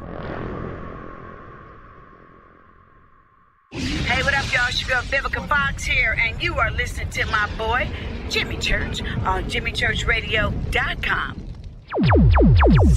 Despite popular opinion, reading a book will not make you smarter.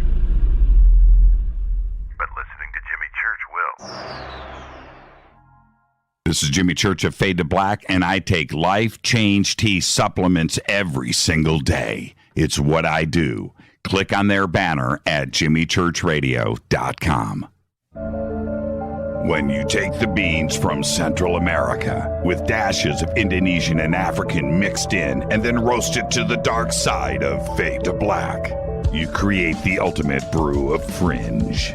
Introducing the Fade to Black blend from Rivermoon Coffee. Yes, Rivermoon's darkest customized roast was created for the love of Fade to Black. The alchemy of masterful roasting and smoking the beans is in every sip of this full-bodied, dark Java. I need my coffee dark, deep, with distinct bittersweet chocolate highlights, just like the bunker. Leaning further into the darkness of the roast is Fade to Black blend from Rivermoon Coffee. Just click on the banner at JimmyChurchRadio.com and use the promo code F2B Blend for 15% off of your order today. This is Billy Carson with ForbiddenKnowledge.tv. Forbidden Knowledge TV has just reached its 1-year anniversary. That's right, 1 year. And as a show of appreciation, we are giving all new subscribers a free 30-day trial of ForbiddenKnowledge.tv. That's 30 days to binge watch thousands of movies, documentaries, conferences, workshops, lectures, yoga classes, meditation courses, and so much more. So log on to ForbiddenKnowledge.tv from your computer or mobile device, or get the Forbidden Knowledge TV app on Apple TV, Roku, Amazon, iTunes, or Google Play today, and use coupon code 30daysfree. That's coupon code 30 days free on ForbiddenKnowledge.tv today. Are you intrigued by Paranormal Talk Radio? You'll love the new Paranormal Radio app from TalkStream Live. You'll find a great selection of talk shows covering UFOs, ghosts, strange phenomena, and much more. Download the Paranormal Radio app now and start listening to the very best in paranormal talk entertainment, including the network you're listening to right now, the Paranormal Radio app, free in Google Play and the iOS App Store. Erica, Brittany, Gabby, and you're listening to JimmyChurchRadio.com. It's not a lifestyle we chose. We were born this way. This is KJCR at JimmyChurchRadio.com. Welcome back, Fade to Black. I am your host, Jimmy Church. Thank you, Paula Harris. It's all simple. StarWorksUSA.com. The links are below, too, as well, in the description box. But get out to Laughlin. Come and hang out with us. It's going to be great. And 7 days from now, I will be in another city. Hotel, hanging out with friends. It is going to be great. I've got enough time for maybe one or two calls. 747-228-2051. And I lost track. I was going to, I'll do this tomorrow night for Fader Night. I'm going to make a list of all of the ET TV series that I've watched in like the last 6 months. I mean, holy crap, right? And right now I'm knee deep in Foundation and Invasion, getting the updates on those. Succession has started again, so I'm getting caught up on that. Another show that isn't ET related is The Morning Show. Oh, man. And if you guys haven't checked that out, go and watch season 1. I'm in the middle of season 2 right now. That's an incredible show. That is really, really well done. But, I'll make a list. And but this movie, Risen, which I have just finished, that's incredible. That's a good film. That's a good one. And I watched it, I think I watched it last night. Or the night before? I just watched it. Okay, let's go to the phones. Hi, you're live on Fade to Black. Who's calling? You're live. Hello? Yes. Oh, Jimmy. Yes. It's Katya. Oh, Katya, how you doing? I'm doing great. How are you doing? I'm doing fantastic. Good to hear your voice. How's Indiana? Yeah. It's getting cold. It's getting cold. Yeah. All of a sudden, just boom. Yeah. It's come and gone here a couple of times in Southern California. Today it was really nice. So I thought over the last couple of weeks, okay, winter's here. Here we go. And most people think that Southern California is just 80 degrees all year long, right? It's no. It gets pretty cold here in the winter. So, but right. How you doing? I'm doing good. Getting ready to go to the Colts game tomorrow. Oh, who they playing? Jets. Oh, Colts Jets. There you go. My family's got season tickets, so they will be there as well. That's right on. That's tomorrow. Oh, it's a Thursday night game. Yeah. Oh, right on. So what's going on? I'm trying to decide where we're going to go eat, and it's kind of a toss-up. I mean, we could always go to Shapiro's because, that's always good. Mm-hmm. But, there's like a handful of new places around there. We're just kind of deciding, where we're going to go. And can I ask you a question? I saw one of your posts the other day. And now first off, you've got a nice piece of property, right? But you've also got all of the gear, right? You've got night vision. You've got it going on. And kind of. But somebody asked you if you saw things. What was your response? Oh, absolutely. I mean, you just have to go out at night and look up and you will see, anomalies in the sky. I mean, things that are, appearing to be planes. They're very far off, but they move in erratic movements, very clearly not an airplane. And then we've seen some orbs. I've seen, actually with a friend of mine, a blue orb that was the brightest light I've ever seen. It was not a drone. At first, my mind was thinking it's a drone, right? Right. Because the way it's moving, but it was not a drone, Jimmy. It was the brighter than any LED light, blue light you've ever seen, and it was checking us out. It had a consciousness. It was looking at us. We were playing music and, just in a very high vibe state. And I think that's what happens when you put yourself into these, playing music, happiness, surrounding yourself with love and friends. You draw these orbs to you, and especially out here where there's less people, there's less lights. You go about 15 minutes farther into like Brown County, and you'll see the Milky Way. It's here, and people just forget to look up. Right. That's what Paula was saying earlier tonight. Too many people are looking down. Great. Yeah, everybody's looking down, looking at your cell phones. Put those down and look up. Precisely. It's really that easy.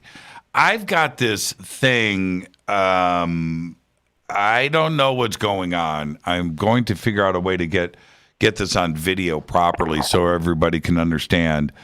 But I've got this thing up in the sky out here in the desert that is definitely 100%. It's structured. It's 3 lights. It's white, green, and red. And I know, okay, it's aircraft. It does not move. Stays in the exact same spot. Doesn't hover, doesn't move, doesn't land, doesn't do anything. It's a pretty good altitude, but it sits there. And when I look at it with binoculars, not night vision, I've looked at it with night vision, but with binoculars, you can clearly see it's 3 lights in a triangle. And I don't know what the heck is going on. Nobody else is reporting it. Nobody else is saying anything. When I go and I look at a star is a single point of light. And then I come back to, and I thought, well, maybe it's a star. It's the atmosphere, it's reacting with it. No, I don't know what it is. And I don't know if I'm speaking about something that's some secret project that's being tested out there in the desert. And Probably, honestly. I mean, okay, so when I took Chief Golden Light Eagle up to Lake Maxinkuckee, to Culver Military Academy, where my husband's family has a lake cottage, and we were hanging out, and he brought his gear. He brought his night vision goggles and a drone, and we're just sitting there at Culver, and he's showing me, like, okay, Grissom Air Force Base is like 45 minutes south. Right. And he's showing me, like, look, okay, this is how you can tell the difference, okay? It's very clear. The objects that are moving in a very uniform fashion, those are ours. The objects that are moving erratically, those are not ours. Unless, it's something so advanced that clearly they're not telling us everything. Mm-hmm. But there's a telepathic communication that goes on with you and the objects, and that's how you know that it's not ours. Katya, I've got to end the show. I've got to go. Right on. But it's great to hear your voice, young lady. And I miss you, Jimmy. I can't wait to see you again, Katya. Be safe out there, and I'll see you tomorrow night on Fader Night. Sounds great. You're the best. Katya Ferris right there. Incredible. Thank you, Katya. What a great show tonight. Paula Harris bringing her A game. I'll see everybody next week in Laughlin, Nevada. Fade to Black is produced by Hill J. Palmer, Renee, Dennis, and Kevin. Announcers are Steve Harder, Gene Vitola, Mark D. Kovar. Webmaster is Drew the Geek. Music, Doug Aldrich. Intro, Spaceboy, spaceboymusic.com. Fade to Black is produced by KJCR for the Game Changer Network. And this broadcast owned and copyrighted 2021 by Fade to Black and the Game Changer Network, Inc.